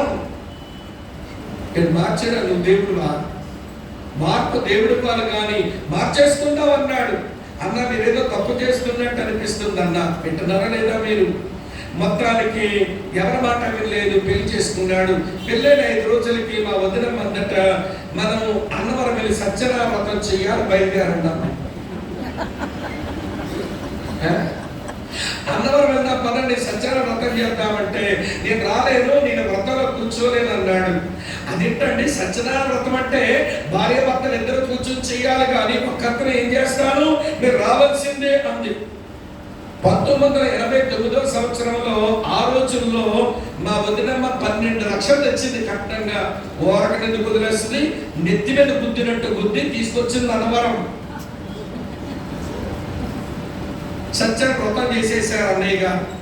దాని తర్వాత వినండి ప్రియులారా, చిన్నగా ఇప్పుడు మా జిల్లాలో అరసవిల్లి, శ్రీకూర్మం, శ్రీముఖులం దేవస్థానాల్లో ఆయా దేవతలకు వెండి కన్ను, బంగారు కన్ను, రేకులు ఇచ్చినోడు ఎవరంటే మా అన్నయ్యే. ఆనందకరమైన వాటిలో యేసయ్యా నీ ప్రేమ మనోహరం అనే పాట రాసి బైబిల్ స్టడీ చక్కగా తీసుకుని మంచిగా గిటార్ వాయించి దేవునికి అగ్గిలా బతుకుతామన్నాడు. ఆరంభంలో ఏమి విశ్వాసం అండి? ఈ రోజు మీకు కనబడతామో, తమ్ముడు కనబడుతున్నాడు దొరికిపోతానని తప్పించుకుని పోతాడు. నేను మా మ్యాగజైన్ రన్ చేసేవాడిని, కర్నూలు సందేశాలని మా మ్యాగజైన్ అది పంపించేవాడిగా. చదివితే అన్న మాట్లాడేమని ఎవరితోనో కబురు పెట్టాడు నాతో, మ్యాగజైన్ నా పంపించొద్దని చెప్పండి తమ్ముడు స్వామి గారికి, నేను క్రైస్తవుని అనుకుంటారు కాలేజీలో. ఏమైపోయింది విశ్వాసం? చిక్కులు పెట్టింది అవిశ్వాస పాపం, పడిపోయాడు. వినండి, ఈ రోజున చాలా మంది యవనస్తులు కనబడుతున్నారు. మీ పిల్లల దగ్గరకు వచ్చినప్పుడు దేవుని చిత్తం జరగాలనుకోండి. నేను అనుకుంటా దేవుని చిత్తం అంటే పెళ్లిల్లో దేవుని చిత్తం దేవుని వైపు తెలుసుకొని, అమ్మా నాన్నల అంగీకారం అమ్మా నాన్నల వైపు తీసుకొని, ఇవన్నీ సంఘం యొక్క సమ్మతి సంఘమును తీసుకొని, సేవకుల యొక్క ఆమోదం సేవకుల దగ్గర పెద్దలు తీసుకొని, ఈ 4 ఏకీభవిస్తే దేవుని చిత్తమని పెళ్లి చేసుకోండి. కొంతమంది పెళ్లి దగ్గరకు వచ్చినప్పుడు దేవుని చిత్తంతో పని లేదు, అమ్మా నాన్న అంగీకారంతో పని లేదు, సంఘం యొక్క సమ్మతితో పని లేదు, పెద్దల యొక్క ఆమోదంతో పని లేదు, మాకు ఇష్టమైంది చేసుకుంటాం. ఏమిచ్చారట? వీళ్ళు కట్నం అడిగారంట, వారు కట్నం ఇచ్చారంట. అసలు కట్నం అడిగినటువంటి మగాళ్ళు ఏమనుకోరు కదా, మగాళ్ళు అనుకుంటారు అనుకోండి, లాస్ట్ మెసేజ్ కదా, వెళ్ళిపోతాను. ఈ కట్టబడిక మగపిల్లలు ఎట్లయ్యారో తెలుసా అండి? సంతలో పశువులు కొనుక్కున్నట్టుగా కొనుక్కోవాల్సి వస్తున్న మగాన్ని ఈ రోజుల్లో. ఇది MBBS 60 లక్షలు పలుకుతుంది మార్కెట్ లో. ఏమిటిది? పద చెప్పండి ఏంటమ్మా? MBBS ఇంజనీరింగ్ అయ్యింది 35 లక్షలన్నా పలుకుతుంది.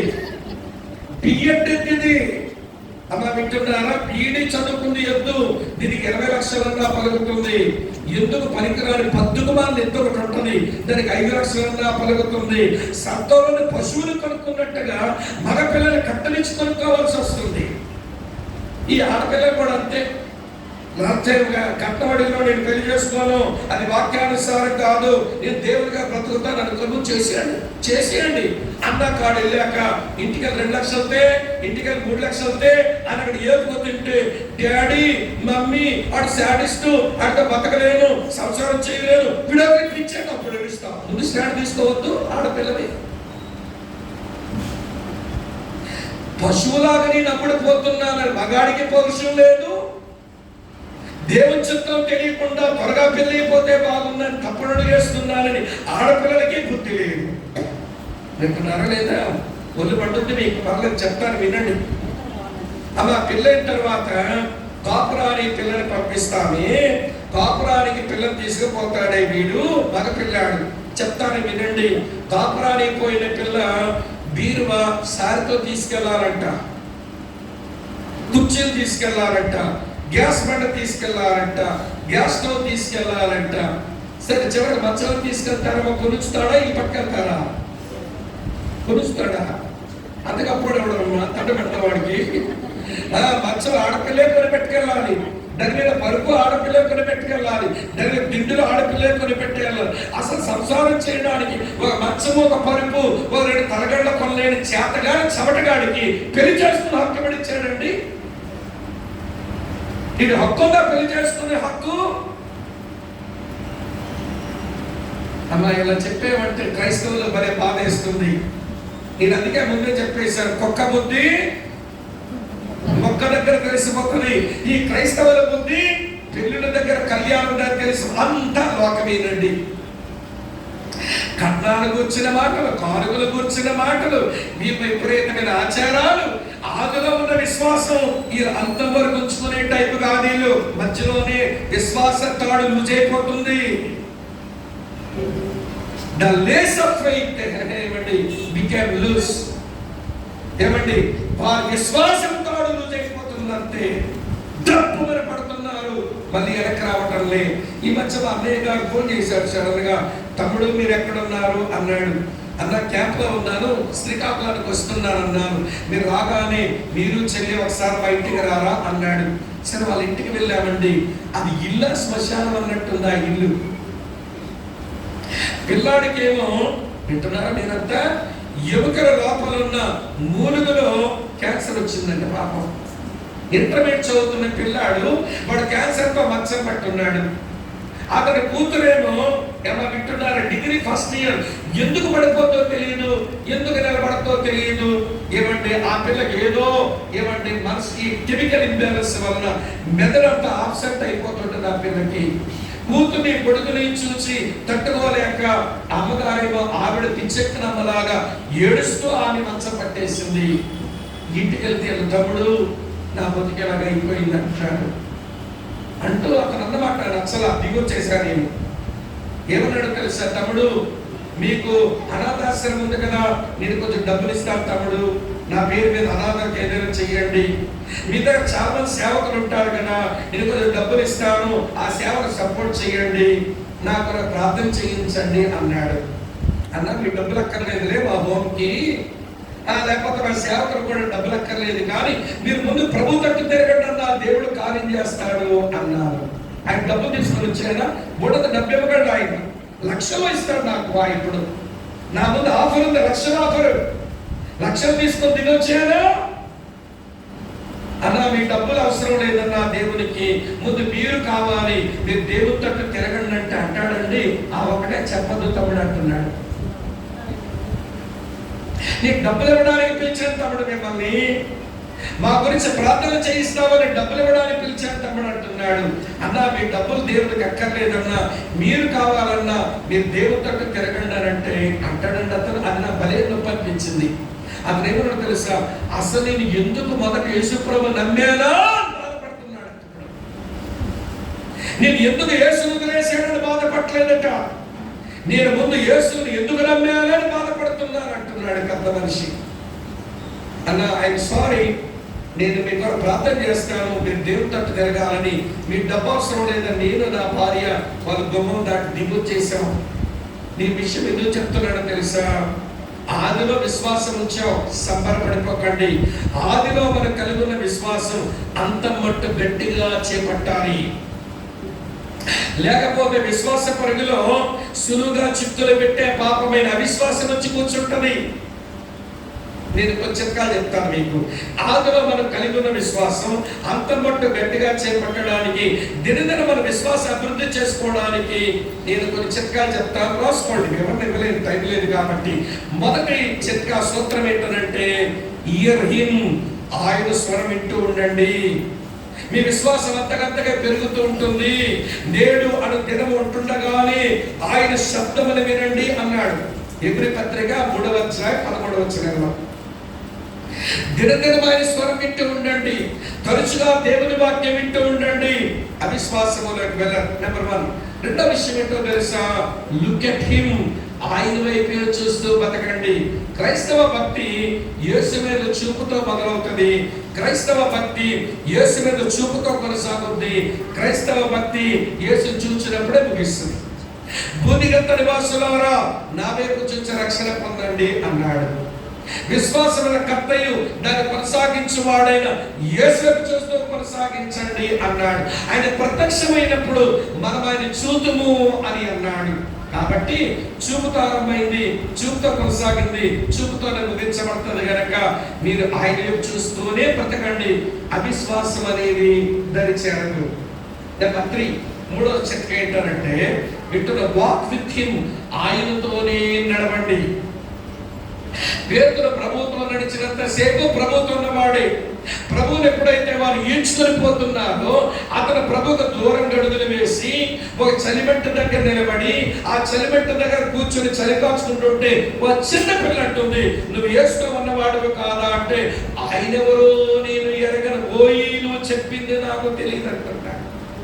అవిశ్వాసం ఎందుకు వచ్చింది? యేసుతో కలిసి నడవక. అమ్మ వింటున్నారా? Year him, look at him, walk with him. 4వ సూత్రం ఏంటంటే, మన విశ్వాసం క్రమేపీ అభివృద్ధి చెందడానికి 4వ సూత్రం చెప్తాను నేను, మీట్ హిమ్, ఆయన కలుస్తూ ఉండండి. ఎక్కడుంటాడు ఆయన? మత్తయి 18:20 ఆయనే చెప్పాడు, ఎక్కడ 2-3 నామంలో కూడి ఉంటారో వారి మధ్య ఉంటానన్నాడు గనుక సంఘములోనికి రండి, సంఘస్థులతో సహవాసం చేయండి. ఇలాంటి స్థలంలో దేవుని ప్రత్యక్షత దొరుకుతాయి. విశ్వాసములో మనం అభివృద్ధి చెందుతాం. మీట్ హిమ్, పరిశుద్ధుల సహవాసములో యేసుని కలుసుకోవడానికి వస్తూ ఉండండి. సంఘాన్ని నిర్లక్ష్యం చేయొద్దు, సంఘ సహవాసాన్ని నిర్లక్ష్యం చేయొద్దు. ఈ 4 సూత్రాలు పాటించే వాళ్ళు అవిశ్వాసానికి దేవుడు దరికే రానివ్వరు. వాళ్ళు చురువుగా చిక్కులు పెట్టే పాపములు పడరు. పరుగు బాగా సాగుతుంది. అలా అర్థమవుతుందని చెప్పే విషయం. మొదటి ఆటంకం ప్రతి వారం, రెండవ ఆటంకం సులువుగా చిక్కులు పెట్టే పాపి విదిలించుకోవాలి. మన పరుగు సరిగా సాగాలి అంటే 3వ ఆటంకం చెప్తాను రండి, సమయం అవుతుంది కనుక. ఎబ్రీ పత్రిక 12వ అధ్యాయంలో తర్వాత లైన్ నుంచి చదువుతా. విశ్వాసమైన కర్తయు దాన్ని కొనసాగించువాడైన యేసు వైపు చూస్తూ మన ఎదుట ఉంచబడిన పందెములో ఓపికతో పరిగెత్తదు. తర్వాత చెప్తాను ఆ భాగం. ఇప్పుడు చూడండి 3వ ఆటంకం, తన ఎదుట ఉంచబడిన ఆనందం కొరకై అవమానమును నిర్లక్ష్య పెట్టి సిలువను సహించి. ఈ లైన్ లో మన పరుగు పందెములో మనకు వచ్చే 3వ ఆటంకం అవమానము, సిలువ. ఇంత రెండు కల్పిస్తున్నా, అవమానము, సిలువ. దేవుని పిల్లలుగా మన విశ్వాస పరుగులో వెళుతుంటే అవమానం ఎదురవుతుంది, సిలువ ఎదురవుతుంది. అవమానాన్ని ఏం చేయాలట? నిర్లక్ష్య పెట్టేయాలంట. యేసయ్యను ఎంత అవమానించారండి? వీడు దెయ్యాలకు అధిపతి అన్నాడు. నన్ను దెయ్యాలకు అధిపతి అంటావురా అని దెబ్బలాటకి దిగలేదు ఆయన. నిర్లక్ష్య పెట్టాడు అనుకుంటానుకో అని. వీడు సమరయుడు అన్నారు, నిర్లక్ష్య పెట్టేశాడు. వింటున్నారా లేదా మీరు? వీడు పిచ్చి పట్టినోడు అన్నారు, నిర్లక్ష్య పెట్టేశాడు. వింటున్నారా మీరంతా ఈ మాట? వినడు ప్రియమైన స్నేహితులారా. అతనేంటో అర్థం చేసుకోలేక బెల్జెబూల్ అన్నాడు ఒకడు, అదే దెయ్యాలకు అధిపతి అని. సమరయుడు అన్నాడు ఒకడు, పిచ్చి పట్టినోడు అన్నాడు మరొకడు. మరొకడేమన్నాడో తెలుసా? మాకు అబ్రాము తండ్రి ఉన్నాడు, నువ్వు ఎవరికి పుట్టావో అన్నాడు. ఈ మాట ఎంత రోషం తెప్పిస్తుందంటే మనకి. ఎవరైనంటే నువ్వు ఎవడ పుట్టావో అని మన ముందంటే ఎంత కోపం వస్తుంది మనకి. యేసయ్య అడిగారు, మా తండ్రి మాకు అబ్రాము ఉన్నాడు, నువ్వు ఎవరికి నీ తండ్రి ఎవరో చెప్పుకోవడానికి నీకు లేదనంటే ఏమండి ఇంత అవమానించిన అమ్మ వింటున్నారా? ఆయన ఎక్కడా తిరిగి ఏమండి దాన్ని పట్టించుకొని వాదనకు దిగలేదు. అవమానం నిర్లక్ష్య పెట్టాడు. దేవుని పిల్లలు మన మీదకి వచ్చిన అవమానం నిర్లక్ష్య పెట్టాలి. ఒక అవమానం వస్తే అది భాగ్యం అనుకోవాలి. అపోస్తలుల అలగనుకుని బతికి చూపిస్తాను రండి. అపోస్తలుల కార్యాలు 5వ అధ్యాయంలో 41వ వచనం. అపోస్తలుల కార్యాలు 5వ అధ్యాయం 41వ వచనం. ఆ నామము కొరకు అవమానం పొందుటకు పాత్రులమని ఎంచబడినందున వారు సంతోషించుచు మహాసభ ఎదుట నుంచి వెళ్ళిపోయారట. అవమానం వస్తే ఏం చేశారంట? వాళ్ళు సంతోషించారు. యేసు నామం కొరకు మాకు అవమానం వచ్చిందని సంతోషించారు. ఇప్పుడు మిమ్మల్ని అడిగిన, నువ్వు యేసుని నమ్మినందుకు, ఎవరి నిజమైన ఆత్మీయతలో ఉన్నందుకు నామకార్డులో మన బంధువులు కొంచెం అవమానపరుస్తారు. అవమానం నిర్లక్ష్యం పెట్టాలి. కానీ నేను ఇన్సల్ట్ అయిపోతున్నానని దుర్గిపోతే ఎట్లా? అలా వింటున్నారా మీరంతా? అవమానం వస్తాయి, నిర్లక్ష్యం పెట్టండి. తన సిలువ మీ మీద పడుతుంది, సహించండి. సిలువ అంటే ఏంటో చెప్పండి నాకు ఇప్పుడు. అలా వింటున్నారా? సిలువ అంటే ఏంటో మీతో చెప్పనా? ఈ ప్రపంచంలో 3 రకాల సిలువలు ఉన్నాయి. ఈ ప్రపంచంలో 3 రకాల సిలువలు ఉన్నాయి. క్రైస్తవులు అనుభవించవలసిన సిలువలు. ఒక సిలువ పేరేంటో తెలుసా? ఆకారపు సిలువ, ఇమేజ్ క్రాస్. ఏ సిలువ ఇది? ఆకారపు సిలువ. ఎవడి గుడి మీద వేసుకున్నారు, ఇంట్లో గోడ మీద వేసుకున్నారు, ఆభరణంలో బెడలో వేసేసుకున్నారు. నేను రాత్రి చెప్పాను, కొంతమంది మెడలో శిలువాకారం వేసుకుని తెగ ముద్దులు పెట్టేసుకుంటారు. ఆ ఆకారం శిలువలు ఏమి లేదు. అది కంసాల వాడు చేసింది, ఒక పెయింటర్ వేసింది, లేకపోతే వడ్రం కూడా చెక్కింది. అందులో ఏమీ లేదండి. ఆ సిలువ మోయమని చెప్పట్లేదు ప్రభు ఇక్కడ. ఆ సిలువను సహించుకోండి అని చెప్పడల్లా. కనుక ఇమేజ్ క్రాస్ లో ఏమీ లేదు. రెండో సిలువ ఉంటుంది. ఇదేంటో తెలుసా? అమ్మ వింటున్నారా? ఇది ఆచారపు సిలువ, ట్రెడిషనల్ క్రాస్.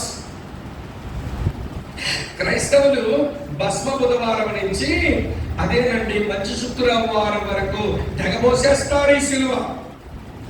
భస్మ బుధవారం నుంచి మంచి శుక్రవారం వరకు పోసేస్తుంటారుగా. పేరు కూడా పెట్టారుగా. ఏంటని పేరు? శుభ శుక్రవారం అంటే గుడ్ ఫ్రైడే అమ్మ. భస్మ బుధవారం నుంచి మంచి శుక్రవారం వరకు మధ్యలో ఈ 40 దినాలు ఏమంటారు దీన్ని? Lent days. ఇది లెంట్ అంటే మీరు ఏమంటో తెలియట్లా. ఈ 40 రోజులు జ్ఞాపకం వచ్చేస్తుందండి మన వాళ్ళకి. బాసిల్లు సిలువల పాపక్షమ సిలువలో, ఆ సిలువలో, ఘోర సిలువలో ఏ పాపం ఎరగని యో పావనామూర్తి, ఏనాటిదా యేసు ప్రేమ. ఊరి బాబాయ్ సిలువ మీద పాటలే పాటలు, సిలువ మీద ప్రసంగాలే ప్రసంగాలు. ఇది ఆచారపు సిలువ. అందులో కూడా ఏమీ లేదు. ఇది కాదు మహిమన్నది ప్రభు. 3వ రకం సిలువ ఉంది. అర్థమవుతుందా మీకు? అర్థమవుతుందా? 3వ సిలువ ఏంటంటే స్పిరిచువల్ క్రాస్, ఆధ్యాత్మిక సిలువ. ఆకారపు సిలువ కాదు మనం మొయ్యాల్సింది, ఆచారపు సిలువ కాదు మనం మొయ్యాల్సింది, ఆధ్యాత్మిక సిలువ, స్పిరిచువల్ క్రాస్. ఆధ్యాత్మిక సిలువ అంటే అర్థం ఏంటో తెలుసా? చెప్తాను వినండి. సిలువ అంటే శ్రమ, సిలువ అంటే మరణం. అనుదినము సిలువను సహిస్తూ మోసేవాడనంటే ఆ రోజు దేవుడు తన కొరకు ఉంచిన శ్రమ పొందడానికి బయటికి రావడం. ఆ రోజున సిలువను సహించడం అంటే ఆ రోజు ఏ విషయాలలో తన మరణించవలసి ఉందో ఆయా విషయాల్లో చావడం. క్రైస్తవుడు అంటే ఒకరోజు చచ్చినోడు కాదు. క్రైస్తవుడు అంటే దినదినము చచ్చిపోయేవాడు. 1 కొరింథీ పత్రిక 15:31 పౌలు అంటాడు, నేను దినదినము చనిపోవచ్చున్నాను. అలా ఏంటంటే దినదినము చచ్చిపోతున్నాను. ప్రతిరోజు చావటం మనకు రావాలి. దేవునికి అయిష్టమైన పాపమో బలహీనతో దానికి చచ్చినప్పుడే ప్రతిరోజు మనం సిలువను మోసుకుంటున్నట్టు లెక్క. కనుక యేసయ్య అన్నాడు, మీ ముందు అవమానం ఎదురవుతుంది, మీ ముందు సిలువ కూడా వస్తుంది. అవమానాన్ని నిర్లక్ష్య పెట్టేసేయండి, సిలువను సహించి మీ పరుగులో మీరు ముందుకు సాగండి అన్నాడు.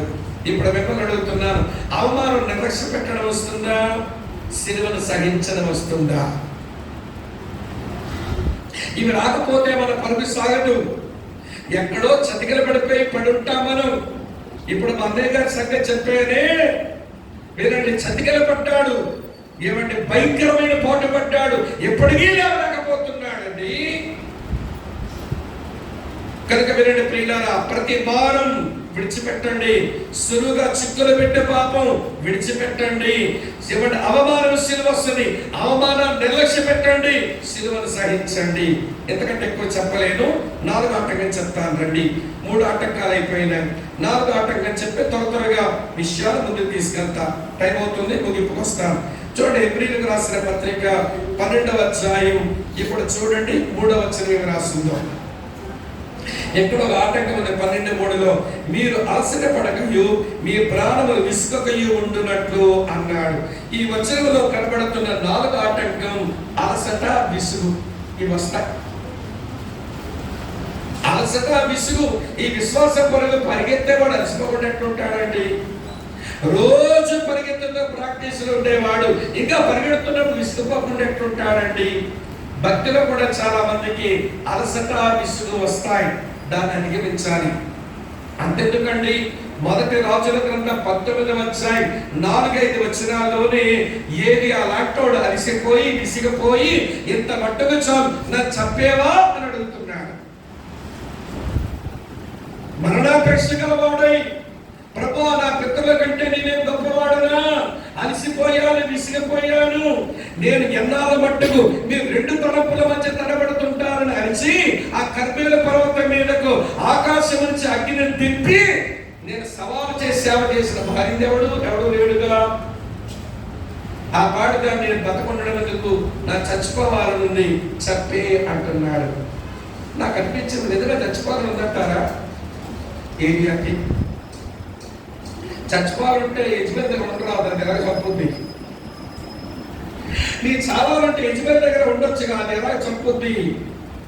కానీ వైరాగ్యంతో మాట్లాడుతున్నాడు. అలిసిపోయాడు, విసిగిపోయాడు.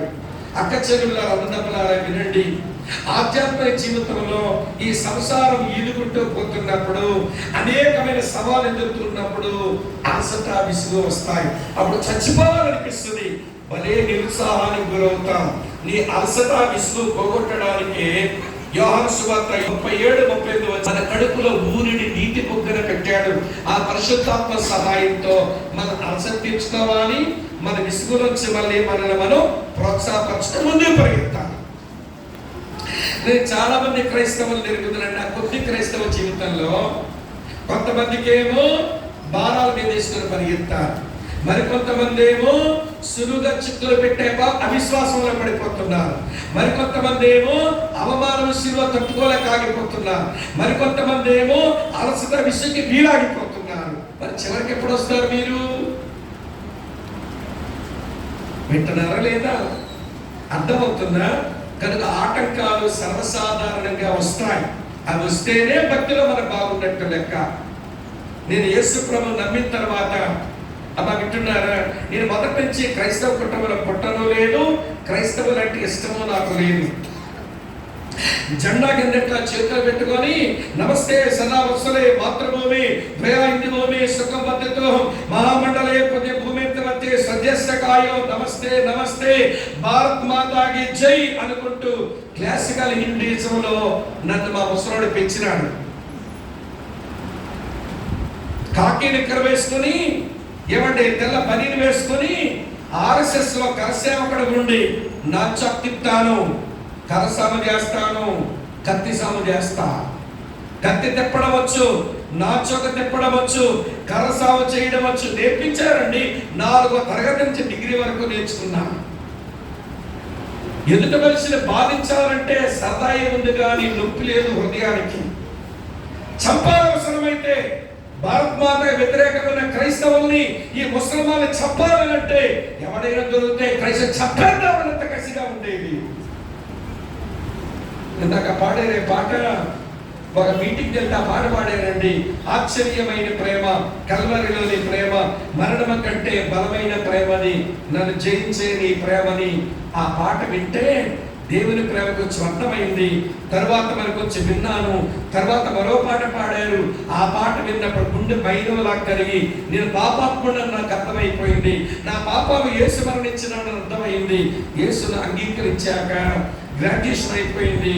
ఇంటికి వచ్చి ఏదో పాట పాడుకుంటున్న పాట ఏంటి, సివిల్ స్టేషన్ లో మారావు అన్నాడు మా స్టెప్ ఫాదర్. మా నాన్నగారు చనిపోయారు. మా అమ్మని మరొక అమ్మని ఆయన నుంచి మా తాతయ్య పెళ్లి చేసినాడు. మా స్టెప్ ఫాదర్ అంటున్నాడు, ఏంటి శ్రీలంక స్టేషన్ లో మారావు అన్నాడు. నేను బైబిల్ స్టడీ పోతూ ఆయన పుట్టిన వాళ్ళు ఒక తమ్ముడు చెల్లి ఉన్నారు. వాళ్ళు కూడా చిన్నగా బైబిల్ స్టడీ తీసుకెళ్తుంటే తెలిసిపోయింది ఆయనకి. నా దగ్గర ఉన్న బైబిల్ తీసి మురిగే కాలంలో వేసి కాలంతో తొక్కాడు దాన్ని లోతుగా. తొక్కి ఆ రోజు అరుస్తుంటాడు, యేసు కావాలనుకుంటే నా ఇంట్లో ఉండద్దు, నువ్వేదో మతం చనిపోయావు, నువ్వేదో కులాలతో కలిసిపోయావు, నా పిల్లల పాడు చేయొద్దు, ఇంట్లో చేరిపో, యేసు ఇప్పుడు వద్దంటేనే నా ఇంట్లో ఉండనిస్తానన్నాడు.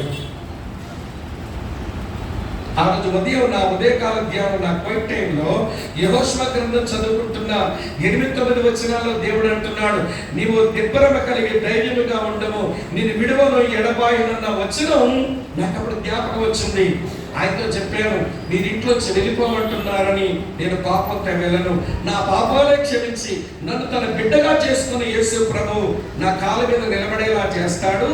నేను ఇంట్లోంచి వెళుతున్నాను, ఇప్పుడు మీతో చెప్తున్నాను, మీ దగ్గర నుంచి నేను చచ్చే వరకు పైసా తీసుకోనన్నాను.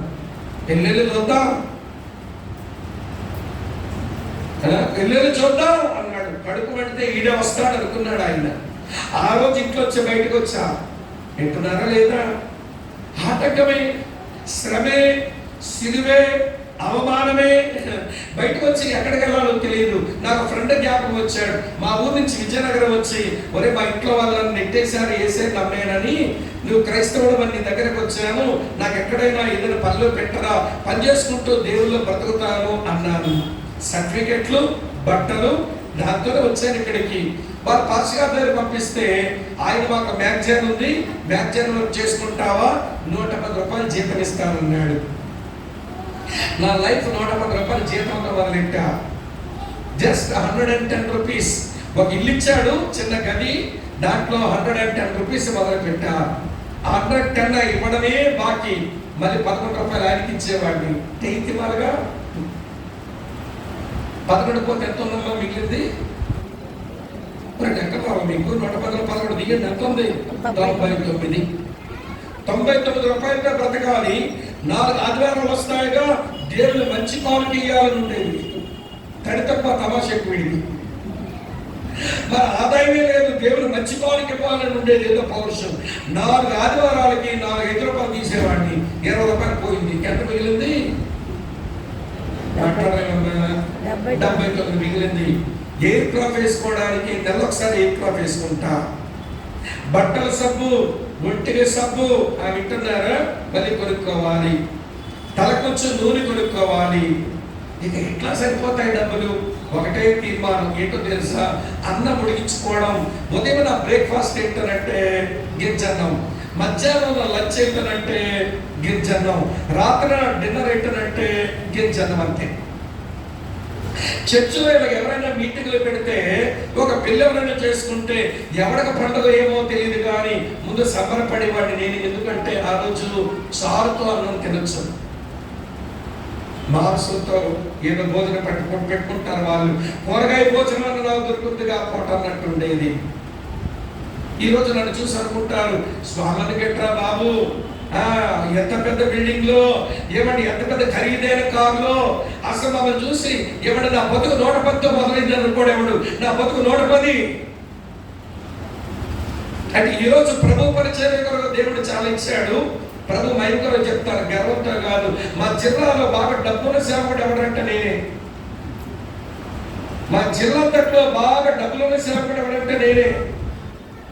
డబ్బు నా దగ్గర ఒక కెరటాల్లాగా వస్తుంది. అంటే నేను అర్థమైందో లేదో, కెరటాలు చుట్టుపోతాయా? మరి మీకు అర్థం కాదు, పోతాయో అంతే. ఎంతైతే వస్తుందో పరిచయకు అలాగే పోతుంది.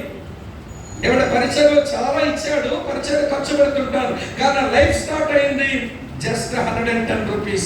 ఈ సాక్షి ఎందుకు చెప్పానంటే దేవుని కొరకు బ్రతకాలి అనే ఒక తీర్మానమే చేయాలే కానీ నేను బాగా నమ్ముతాను వచ్చిన 2 దశలోనిక 3:3 నమ్ముతాను వచ్చిన. అక్కడ ఏముందో తెలుసా?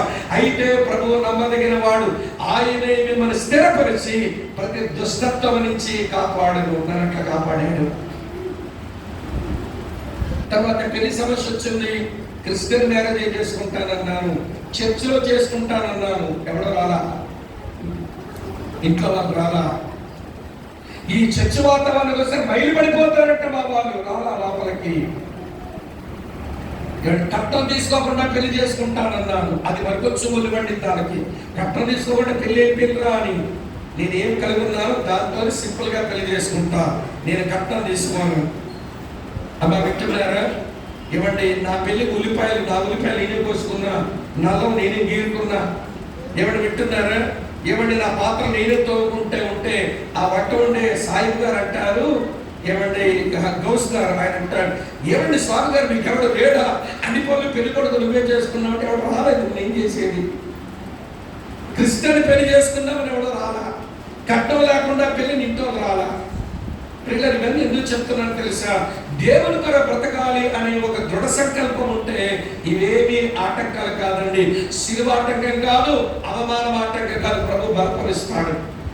అటు తరువాత వినండి, నా బ్రతుకులోకి వచ్చిన ఈమె వినండి, నెమ్మదిగా మా పేరెంట్స్ని కలవడం, అప్పుడప్పుడు వెళ్ళటం. ఏమంటే నెమ్మదిగా ఆలు ప్రభువుని నమ్మారు. మా పేరెంట్స్, మా అమ్మ ఎప్పుడో నమ్మింది కానీ భయం, ఇతగాడు రాశాపాలు పెడతాడని భయం. చివరికి ఆయన ఒకసారి అన్నాడు, ఒరే నేను యేసు ప్రభువుని నమ్ముతున్నాను, నా బాప్తిసం ఇస్తావా? నేను పాపాలు ఒప్పుకున్నా, ప్రభువు నన్ను తన బిడ్డకి స్వీకరించారంటే మా మదర్కి, మా ఫాదర్కి, మా తమ్ముడికి, మా చెల్లికి నేను బాప్తిసం ఇచ్చాను. ఈ మాట మీకు ఎందుకు చెప్పాల్సి వచ్చిందనంటే ప్రభువు నమ్మదగిన వాడు, ఆయనే మిమ్మల్ని స్థిరపరిచే ప్రతి దుష్టత్వం నుంచి కాపాడేవాడు. ఆయన బ్రతకడానికి తీర్మానించుకున్న నిన్ను అవమానానికి విడిచిపెట్టేవాడు కాదు. కనుక ఆటంకాలు అధిగమించుకుంటూ ముందుకు వెళదాం. ఇప్పుడు ఎన్ని ఆటంకాలు చెప్పాను మీకు, నా సాక్షి సంగతి పక్కన పెట్టండి, వాక్యం అనుసరించుకోండి చాలు. ఎన్ని ఆటంకాలు చెప్పాను? మొదటి ఆటంకం ప్రతివారం, రెండవ ఆటంకం సిలువగా చింతలు పెట్టే పాపం, మూడవ ఆటంకం అవమానము సిలువ, నాలుగవ ఆటంకం అలసట విసుగు. ఇప్పుడు సహాయాలు తొందరగా చెప్పి నేను ముగింపు వస్తాను. ఈ ఆటంకాలు అధిగమించి మన ముందుకు వెళ్ళడానికి ప్రభు మనకి ఇచ్చిన సహాయాలు 7 ఉన్నాయి. 7 చెప్పలేదు, 2 చెప్తా. ఒక సహాయం ఏంటో తెలుసా? ఇంత గొప్ప సాక్షి సమూహం. ఏంటమ్మా? ఎంకరేజ్మెంట్ ఆఫ్ విట్నెసెస్, సాక్షుల యొక్క ప్రోత్సాహం. ఎంత అంటే ఎంత? నరసరావుపేట అంతా ఎంత గొప్ప సాక్షి సమూహం అంటే ఎంత అండి? ఎంత అంటే ఎంత? ఇంత ఎంతోనా? కొంచెమా? మీరందరికీ కర్రలు తెచ్చి సిలువ తయారు చేసి సిలువ చంపియాలి. సిలువలో ఎంతంటే ఎంత అంటే కొంత, ఎంతో, ఇంత అని కాదండి. 11వ అధ్యాయంలో రాసినంత పక్కనే ఉంది కదమ్మా. ఎంత గొప్ప సాక్షి సమూహం. ఎవరండి సాక్షి సమూహం అంటే 11వ అధ్యాయంలో వాళ్ళందరి గురించి రాశాడు. వీళ్ళంతా ఇప్పుడు స్టేడియం లాంగ్వేజ్ అని మాట్లాడుకుందాం. స్టేడియం లాంగ్వేజ్ అంటే ఈ 11వ అధ్యాయంలో ఉన్న వాళ్ళంతా అలాగ స్టేడియంలో కూర్చున్నారు. మనమంతా సిలోహలో ఉన్న వాళ్ళం, మన విశ్వాస పరుగు పరిగెడుతున్నాం. ఎవరో పరుగు ఆపేశారు. అక్కడ ఒక ఆయన నిలబడిపోయాడు. ఎవరో పరుగు ఆపేసేవారు అతనుడా అంటే, ఏం పరిగెత్తుతానండి, మా ఇంట్లో మా అన్నయ్యే నాకు శత్రువు అయిపోతే నేనేం పరిగెత్తుతాను అన్నాడు ఈయన. సిలోహలో ఆయన అంటాడు, నా విషయంలో కూడా అంతే కదా. మా అన్న వాడి అర్పణ దేవుడు అంగీకరించలేదని, వాడిని దేవుడు అంగీకరించలేదని, నన్ను దేవుడు అంగీకరించినాడని, నా అర్పణ అంగీకరించాడని మన్నయ్య చంపేశాడు, నా పరుగు నేను బాగా పరిగెత్తాను కదా తమ్ముడా, మీ ఇంట్లో మన శత్రువులు అయితే పరిగాపేసరే రుణా పరిగెత్త అంటున్నాడు. ఎవరైనా ఎలాంటి బాగా తెలుస్తాయి. మరొకరు ఎవరో పరిగెడుతున్నారు, పరిగెత్తి వీళ్ళు ఆపేశారు. మరొక ఆయన నిలబడ్డాడు స్టేడియంలో. ఏమో ఎందుకు పరిగాపేశారు అంటే, ఏం పరిగెత్తానండి, చుట్టూ భక్తిహీనులేనండి, భార్య బిడ్డలు సంసారం, ఏం పరిగెత్తుతాను ఈ భక్తిహీనుల మధ్య అన్నాడు. మరి నేను ఎట్లా పరిగెత్తానో తెలుసా నీకు? యోధా పత్రిక 14 చూసుకో. నా చుట్టూ భక్తిహీనులే ఉన్నారు, భక్తిహీనమైన మాటలే మాట్లాడారు, భక్తిహీనమైన కార్యాలే చేశారు, కానీ భార్య బిడ్డను కలిగి ఉండి 300 సంవత్సరాలు నేను దేవుడితో నడిచానో తెలుసా? నా పేరేంటో తెలుసా నీకు? పరిగెత్తా పరిగాపేశావి. ఒక ఫ్యామిలీ పరిగెత్తి ఆగిపోయింది. శిలోహలో నా కుటుంబం పరిగెత్తి ఆగిపోయింది. ఆ స్టేడియంలో ఫ్యామిలీ నిలబడింది, ఒక 8 మంది. ఎందుకలా పరిగాపేశారంటే, ఏం పరిగెత్తుతామండి, ఈ మనుషుల యొక్క హృదయాలు, వారి హృదయంలోని తలంపులు, వారి తలంపులోని ఊహలు అన్నీ చెడగొట్టుకున్న మనుషులండి వీళ్ళు. దేవుని మార్గాలు చెరిపేస్తున్నారండి మనుషులు. వీళ్ళ మధ్య మా ఫ్యామిలీ ఏం పరిగెత్తుందంటే, మా 8 మంది చూడండి, మా ఫ్యామిలీ ఉన్నప్పుడు కూడా అంతే.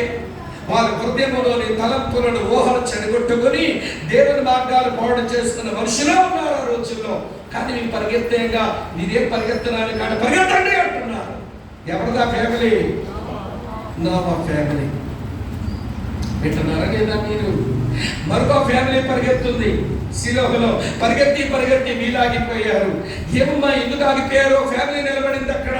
ఏం ఆగిపోయారంటే, ఈ ఫ్యామిలీ అంటుంది, ఏం పరిగెత్తామండి, దేవుడు ఏదో చేస్తాడు అనుకుంటే దేవుడు ఏమీ చేయలేదండి, కనిపెట్టలేక పరిగాపేసామంటే ఆ ఫ్యామిలీ అంటుంది, ఇదిగో నేను నా భార్య మాకు దేవుడు బిడ్డనిస్తానని వాగ్దానం చేశాడు, బిడ్డ కలకపోయినా 25 సంవత్సరాలైనా వేచి ఉన్నాం. నేను, నా భార్య, నా కొడుకు, నా మనవడు, నా మునిమనవడు. ఆ మునిమనవడు పేరు యోసేపు, మనవడి పేరు వింటున్నారు యాకోబు, కొడుకు పేరు ఇస్సాకు, నా పేరు అబ్రహాము, ఈవిడి గారి పేరు శారా. మేమంతా పరిగెత్తాలని, దేవుడు వాగ్దానాన్ని నెరవేరుస్తాడని ఓపికతో కనిపెట్టి పరిగెత్తే మీరు ఆగిపోతే ఎట్లా? వాగ్దానం చేసిన వాడు నమ్మదగిన పరిగెత్తండి అంటున్నారు వాళ్ళు. వినబడుతుందా వాళ్ళ ప్రోత్సాహం? హేబేలు ప్రోత్సహిస్తున్నాడు కుటుంబంలో సమస్యలుగా పరిగెత్తలేని వాళ్ళకి. హనోకు ప్రోత్సహిస్తున్నాడు సంసారము పిల్లలతో పరిగెత్తలేమనుకునే వాళ్ళకి. నోవాహు అతని కుటుంబం ప్రోత్సహిస్తుంది భక్తిహీనుల మధ్య మేమేం సరైన భక్తి చేస్తామనుకునే వాళ్ళకు. అనుకున్నవి నెరవేర్చబడ్డమని కృంగిపోతున్నారు వీళ్ళు. అబ్రాహాము కుటుంబం అంటే పరిగెత్తండి, వాగ్దానం చేసిన దేవుడు నమ్మదగిన వాడని. వింటున్నారా లేదా? మరికొంతమంది శిలోహలో ఉన్నాను, పరిగెత్తి ఆగిపోయాం, పరిగెత్తలేమని ఏమంటే ఆపసోపాలు పడుతున్నాం. చాలా మంది నిలబడ్డారు అక్కడ. అంటున్నారు ఏమాగిపోయారంటే, అన్ని పోరాటాలండి, ఈ పోరాటాలు తట్టుకోలే కలిసిపోయి ఆగిపోయామంటే. అక్కడ ఒక 2 భార్య భర్తలు అంటున్నారు, మీ బిడ్డలు కనే సమయానికి మా పిల్లల్ని చంపే శాసనం ఉన్నప్పుడే మేమిద్దరం పరిగెత్తాం. వారు కూడా అంటున్నాడు, నేను ఫరో చేతిలోంచి దేవుని ప్రజలు విడిపించడానికి నేను పరిగెత్తా. ఆయన వెనకాల ఒక నిలబడంటాడు, 2 లక్షల మందిని కణాల్లో తీసుకెళ్ళడానికి నేను పోరాటాలు చేసి పరిగెత్తా. తర్వాత గిద్యోను, తర్వాత యెఫ్తా, తర్వాత సంసోను, తర్వాత బారాకు, తర్వాత దావీదు, వీరంతా పోరాటాలు చేసిన వాళ్ళు కొత్తగా నిలబడ్డారు. హెబ్రీ పత్రిక 11వ అధ్యాయంలో వారి విశ్వాస పరుగు సరిగా పరిగెత్తిన వాళ్ళు. హేబేలు విశ్వాసం విట్నెసింగ్ పై సాక్ష్యం పొందిన విశ్వాసంతో పరిగెత్తాడు. హనోకు విశ్వాసం వాకింగ్ పై దేవునితో నడుస్తూ పరిగెత్తాడు. నోవా ఫ్యామిలీ విశ్వాసం వర్కింగ్ పై దేవుడు చెప్పినట్టుగా పనిచేస్తూ పరిగెత్తారు. అబ్రాహాము ఫ్యామిలీ విశ్వాసం వెయిటింగ్ ఫర్ దేవుని వాగ్దానాలు కూడా కనిపెడుతూ పరిగెత్తారు. అమ్రాము యొక్క దగ్గర నుంచి మక్కాబీలు కాలం వరకు, అంటే ఇంటర్ టెస్టమెంటల్ పీరియడ్ వరకు వీళ్ళందరూ పరిగెత్తారు. ఇది వార్ఫేర్ ఫెయిత్, ఇది పోరాటం చేసే విశ్వాసం. ఇదండి క్రైస్తవ విశ్వాసం. విట్నెసింగ్, వాకింగ్, వర్కింగ్, వెయిటింగ్, తర్వాత వార్ఫేర్. ఈ 5 రకాల విశ్వాసాలతో ఈ విశ్వాస వీరులు పరిగెత్తారు. హెబ్రీ పత్రిక 11వ అధ్యాయం 40వ వచనంతో 11వ అధ్యాయం అవ్వలేదు, 41వ వచనం నీ బతుకు రాయాలి. విశ్వాసమును బట్టి హానోకు, విశ్వాసమును బట్టి హేబేలు, విశ్వాసమును బట్టి నోవహు, విశ్వాసమును బట్టి అబ్రహాము, విశ్వాసమును బట్టి మోషే. 40 అధ్యాయం అయిపోయింది. ఇక 41వ వచనం నీ పేరు మీద రాయాలి. విశ్వాసమును బట్టి స్వామి అని రాయడం మొదలు పెట్టాలి. విశ్వాసమును బట్టి రంగారావు గారు అని రాయడం మొదలు పెట్టాలి. విశ్వాసమును బట్టి హానోకు అని రాయడం మొదలు పెట్టాలి. విశ్వాసమును బట్టి శ్రీనివాసరావు అని పేరు రాయడం మొదలు పెట్టాలి. మీ పేరు తిరిగి చెప్పలేదు, తెలిసే మీ పేరు చెప్పుండేవాడు. 41వ వచనం మొదలవుతుందా? తీసుకో వాళ్ళ ఎంకరేజ్మెంట్, పరిగెత్తు.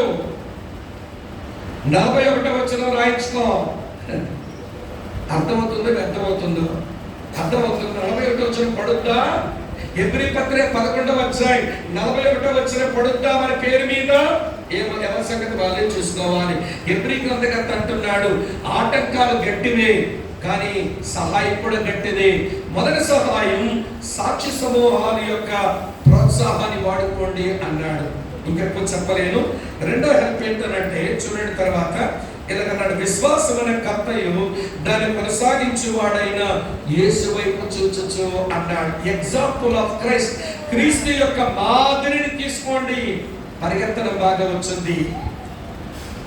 ఇందాకే చెప్పా, 1 పేతురు 2వ అధ్యాయం 23వ వచనంలో దూషించిన వారిని మొదలు దూషించక, బాధ పెట్టి శ్రమ పెట్టిన వారిని బెదిరించక, న్యాయముగా తీర్పు తీర్చి దేవునికి అప్పగించుకుంటూ ఆయన మనకు మాదిరి నుంచి వెళ్ళిపోయాడంట.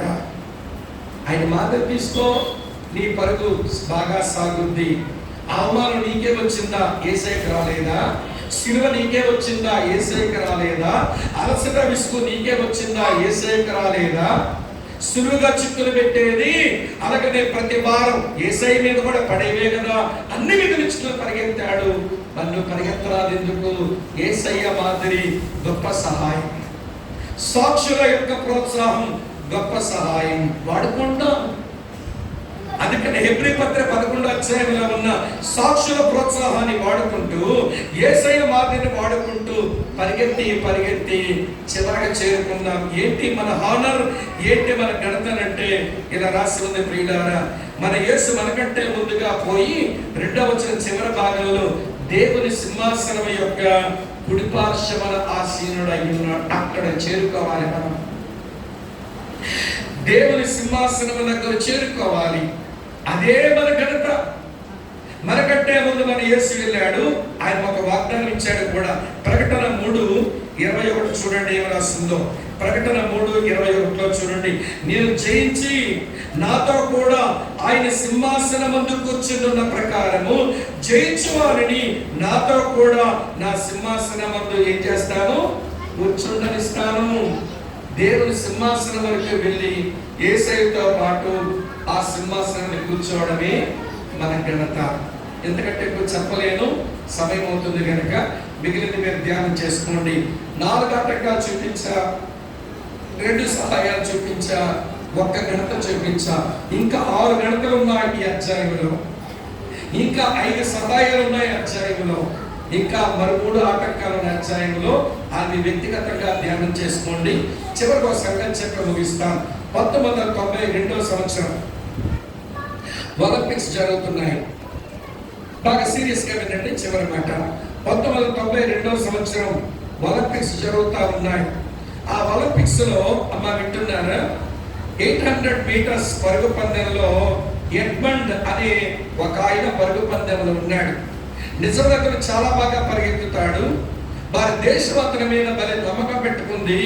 అతను గోల్డ్ మెడల్ వస్తుందని నమ్మకం పెట్టుకుంది. సరే రేసులో ఉన్నాడు. పరిగెత్తుతా ఉన్నాడు. నిజంగానే అతను ఆ పరుగులో ముందే ఉన్నాడు. ఆయన సడన్ గా ఎడమ కాలు లేపేసి కుంటుతున్నాడు. మీరు ఎప్పుడైనా కానీ ఎడ్మండ్ రేస్ ఒలింపిక్స్ అని కొట్టాడు గూగుల్లో, ఏమంటే యూట్యూబ్లో వస్తుంది, అది మొత్తం రికార్డ్ అయింది. కాలు ఇట్లా ఎత్తేసి ఏమంటే ఎడమ కాలు కుంటుతున్నాడు. కుంటుంటే స్టేడియం అంతా ఒకసారి నిలిచిపోయింది. ఎందుకంటే ఎడ్మండే గోల్డ్ మెడల్ కొడతాడు, అతనంత బాగా ఎవరు పరిగెత్తలేరు అని అందరికీ ప్రపంచానికే తెలుసు. అలాంటిది ఎడ్మండ్ ఏంటి అట్లా అయిపోయినాడు, కాలు లేపేశాడేంటి అని స్టేడియం అంతా నిలబడితే ఆ స్టేడియం నుంచి ఒక ముసలాయన పరిగెత్తుకుంటూ కిందకు వచ్చేస్తున్నాడు గ్రౌండ్ లోనికి. అక్కడున్న వాలంటీర్స్ ఆపితే నువ్వు వెళ్ళడానికి వీల్లేదంటే వాళ్ళు తోసేసుకుని వచ్చేస్తున్నాడు. పోలీసులు ఆపారు, తోసేసుకుంటూ వచ్చేస్తున్నాడు. ఎవరు ఆపలేకపోయారు. ఆ పెద్ద ఆయన ముసలాయిని వచ్చి ఈ ఎడ్మండ్ పక్కన నిలబడి ఏదో మాట్లాడాడు. ఎడ్మండ్ కూడా ఏదో చెప్పాడు. అప్పుడు ఆయన చేసిన పని ఏంటో తెలుసా? వాడి చెయ్యి తన భుజం మీద నుంచి ఇక్కడ పెట్టుకొని నడుము వెనక తన చెయ్యి పెట్టి ఈ ముసలాయి పరిగెడుతున్నాడు. పక్కనేమో ఎడ్మండ్ కూడా పరిగెడుతున్నాడు. ఫస్ట్ వచ్చేవాడు వచ్చేసాడు, గోల్డ్ మెడల్ ఆవిడకి వచ్చేసింది. సిల్వర్ మెడల్ వచ్చేది ఎవడో వాడు వచ్చేసాడు. బ్రాంజ్ మెడల్ కొట్టేవాడు కూడా వచ్చేసాడు. మిగిలిన వాళ్ళంతా ఆగిపోయారు. కానీ ట్రాక్ మీద ఎడ్మండ్ ఒక్కడే పరిగెడుతున్నాడు, పక్కన ముసలాడు పరిగెడుతున్నాడు. జనకేం అర్థం కావడం లేదు. మొత్తానికి చివరికి ఫినిషింగ్ పాయింట్కి వచ్చిన తర్వాత స్పోర్ట్స్ జర్నలిస్టులు వచ్చి అడుగుతున్నారు, ఏమి ఎడ్మండ్ ఏమైందనంటే, నా మజిల్ తిరగబడిపోయింది, తొడలో ఉన్న మజిల్ తిరగబడిపోయింది, నొప్పి అయిపోయింది, నడవలేని. ఇప్పుడు మరి నువ్వెవరు, నువ్వెందుకు అందరాత్ర పరిగెత్తుకు వచ్చావనంటే ముసలాయన చెప్తున్నాడు, నేను ఎడ్మండ్ ఫాదర్ని, నా కొడుకు బాగా పరిగెత్తగలని తెలుసు, కానీ ఎందుకో కాలు కుంటిదైపోయింది. నేను పరిగెత్తుకుని వచ్చి అడిగాను, నన్ను ఆగిపోతావా అన్నాను. డాడీ ప్రైజ్ రాకపోయింది, కానీ ఫినిషింగ్ పాయింట్ వరకు వెళ్ళాలంది డాడీ, కుంటుతో నేను పరిగెత్తుతానన్నాడు నా కొడుకు. అందుకే పక్కన ఉండి నడు పట్టుకొని వాడి చెయ్యి పట్టుకొని నేను పక్కన పరిగెత్తాను, వీడి ఫాదర్ని నేను అన్నాడు. ఇది చివరి ఎందుకు చెప్పాను తెలుసా? ఇక్కడ కూర్చుని మనం అందరం పరిగెత్తుతున్నాం. మన చేతులేమో వడలిపోతున్నాయి, మన మోకాళ్ళేమో సడలిపోతున్నాయి, మన కాలేమో బెరికేసింది, మన కాలేమో కుంటికాలైపోయింది. పరిగెత్తవలసిన సరైన విశ్వాస పరుగు మనం పరిగెత్తలేకపోయినా నిన్ను రక్షించడం కొరకు సిలువలో ప్రాణం పెట్టి మృత్యుంజయుడే తిరిగి లేచి తన యొక్క పరలోక వైభవాన్ని వదులుకొని తన యవ్వన పరిశుద్ధ రక్తమంతా కాచి ఆయన అవమానం పొంది సిలువను సహించిన వాడు నీకంటే ముందు పరుగు పరిగెత్తిన వాడు. ఆయనకి తెలిసిన పరుగులు ఏమవుతుందో. నువ్వు పరిగెత్తలేక కుంటుతున్నావేమో, కురిగిపోయావేమో, నీ పక్కన నిలిచి నిన్ను పట్టుకొని నీతో పాటు పరిగెత్తి ఫినిషింగ్ పాయింట్కి అయితే తెస్తాడు. ఆ ప్రభువే నీ పక్కన ఉంటే ఫినిషింగ్ పాయింట్కి వస్తావు. ప్రభా, నిజంగా నా చేతులు వడిలిపోయినాయి, నా యొక్క మోకాలు సడలిపోయినాయి, నావి బలపరచబడలేదు నాయన, నీలో పరిగెత్తలేకపోతున్నాను, నా కాలు బెరిగిపోయింది, నా కాలు కుంటిదైపోయింది, నేను సరిగా నా విశ్వాస పరుగు పరిగెత్తలేకపోతున్నాను, ఈ శ్రేష్టమైన పరుగులో బహుమానం వచ్చే దగ్గరికి నేను రాలేకపోతున్నాను అని నువ్వు కుంటుతూ ఉంటే, ప్రయత్నం ఆపకపోతే నీ పక్కనే వచ్చి నిలిచి నీతో కలిసి పరిగెత్తడానికి నీ కొరకు ప్రాణం పెట్టిన ప్రభు నీ చెత్తకు రావడానికి ఇష్టపడుతున్నాడు. వస్తావా ఫినిషింగ్ పాయింట్ వరకు? ఇందాక మా అన్నగారి గురించి చెప్పాను. ఇప్పుడు ఆయన గురించి చెప్పినప్పుడు ఒక సిగ్గు అనిపిస్తుంది, బాధ అనిపిస్తుంది. ఎంత గొప్ప ఆత్మీయుడు, కానీ పడిపోయాడు. అలా పడిపోయిన వాళ్ళు చాలా మంది నేర్పుతున్నారు. నా చిన్న క్రైస్తవ జీవితంలో చాలా పౌరుషంగా ఉన్నారు. అంతెందుకండి, మన పాఠ పుస్తకంలో ఉంటుంది ఆ పాఠ పుస్తకంలోని పాట, ప్రీతి గలమని యేసు ఎంత గొప్ప మిత్రుడు, what a friend we have in Jesus అనే పాట రాసిన దైవజనుడు నామకార్థుడై బ్యాక్స్లైడర్ అయిపోయి భక్తిని వదిలేసుకున్నాడు. ఒక రోప్ కారులో కూర్చున్నాడు, ఒక టూరిజం ప్లేస్ లో. గడ్డ మాసిపోయింది, బ్లేజర్ మాసిందైపోయింది, పిచ్చి పట్టినలాగా కూర్చున్నాడు. ఎదురుగా ఒక చిన్న పిల్ల కూర్చొని ఆ పాట పాడుకుంటుంది, what a friend we have in Jesus పాడుకుంటున్న పిల్ల ఆనందాన్ని చూసి, పాప ఆ పాట అంటే అంత ఇష్టమా అన్నాడట. అవునంకుల్, ఈ పాట ఎంత బాగుంటుందో, ఈ పాట రాసిన వ్యక్తి యేసుని ఎంత బాగా అనుభవించాడో, యేసును స్నేహితుడిగా పెట్టుకొని పాడుకున్నాడు అంకుల్. ఈ పాట రాసిన వ్యక్తి కనబడితే దండం పెట్టాలనిపిస్తుంది అందట. కళ్ళలో నీళ్లు తిరుగుతున్నాయి. పాట రాసిన వాడు ఇతగాడే. యేసును వదిలేసి వ్యసనాల కొంచెం తెచ్చుకొని నామకార్థుడై చివరికి బ్యాక్స్లైడర్ అయిపోయి భక్తుల దివాలకు పాడైపోయాడు.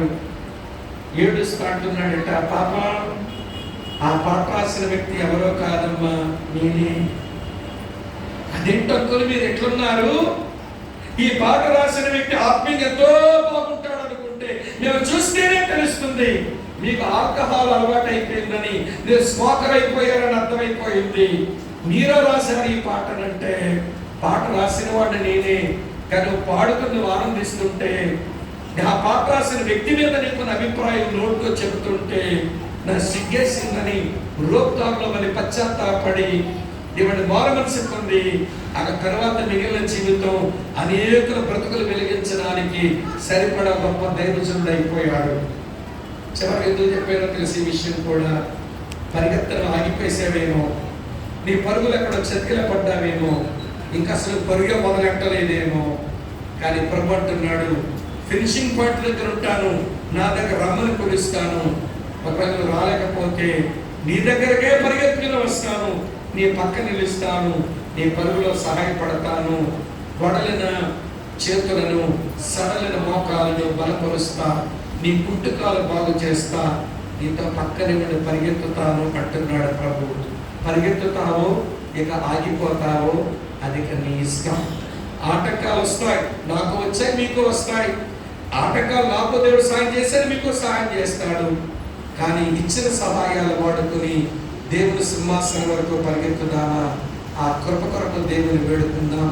తల ఉంచండి, కళ్ళు మూసుకోండి, ప్రార్థన చేస్తాం.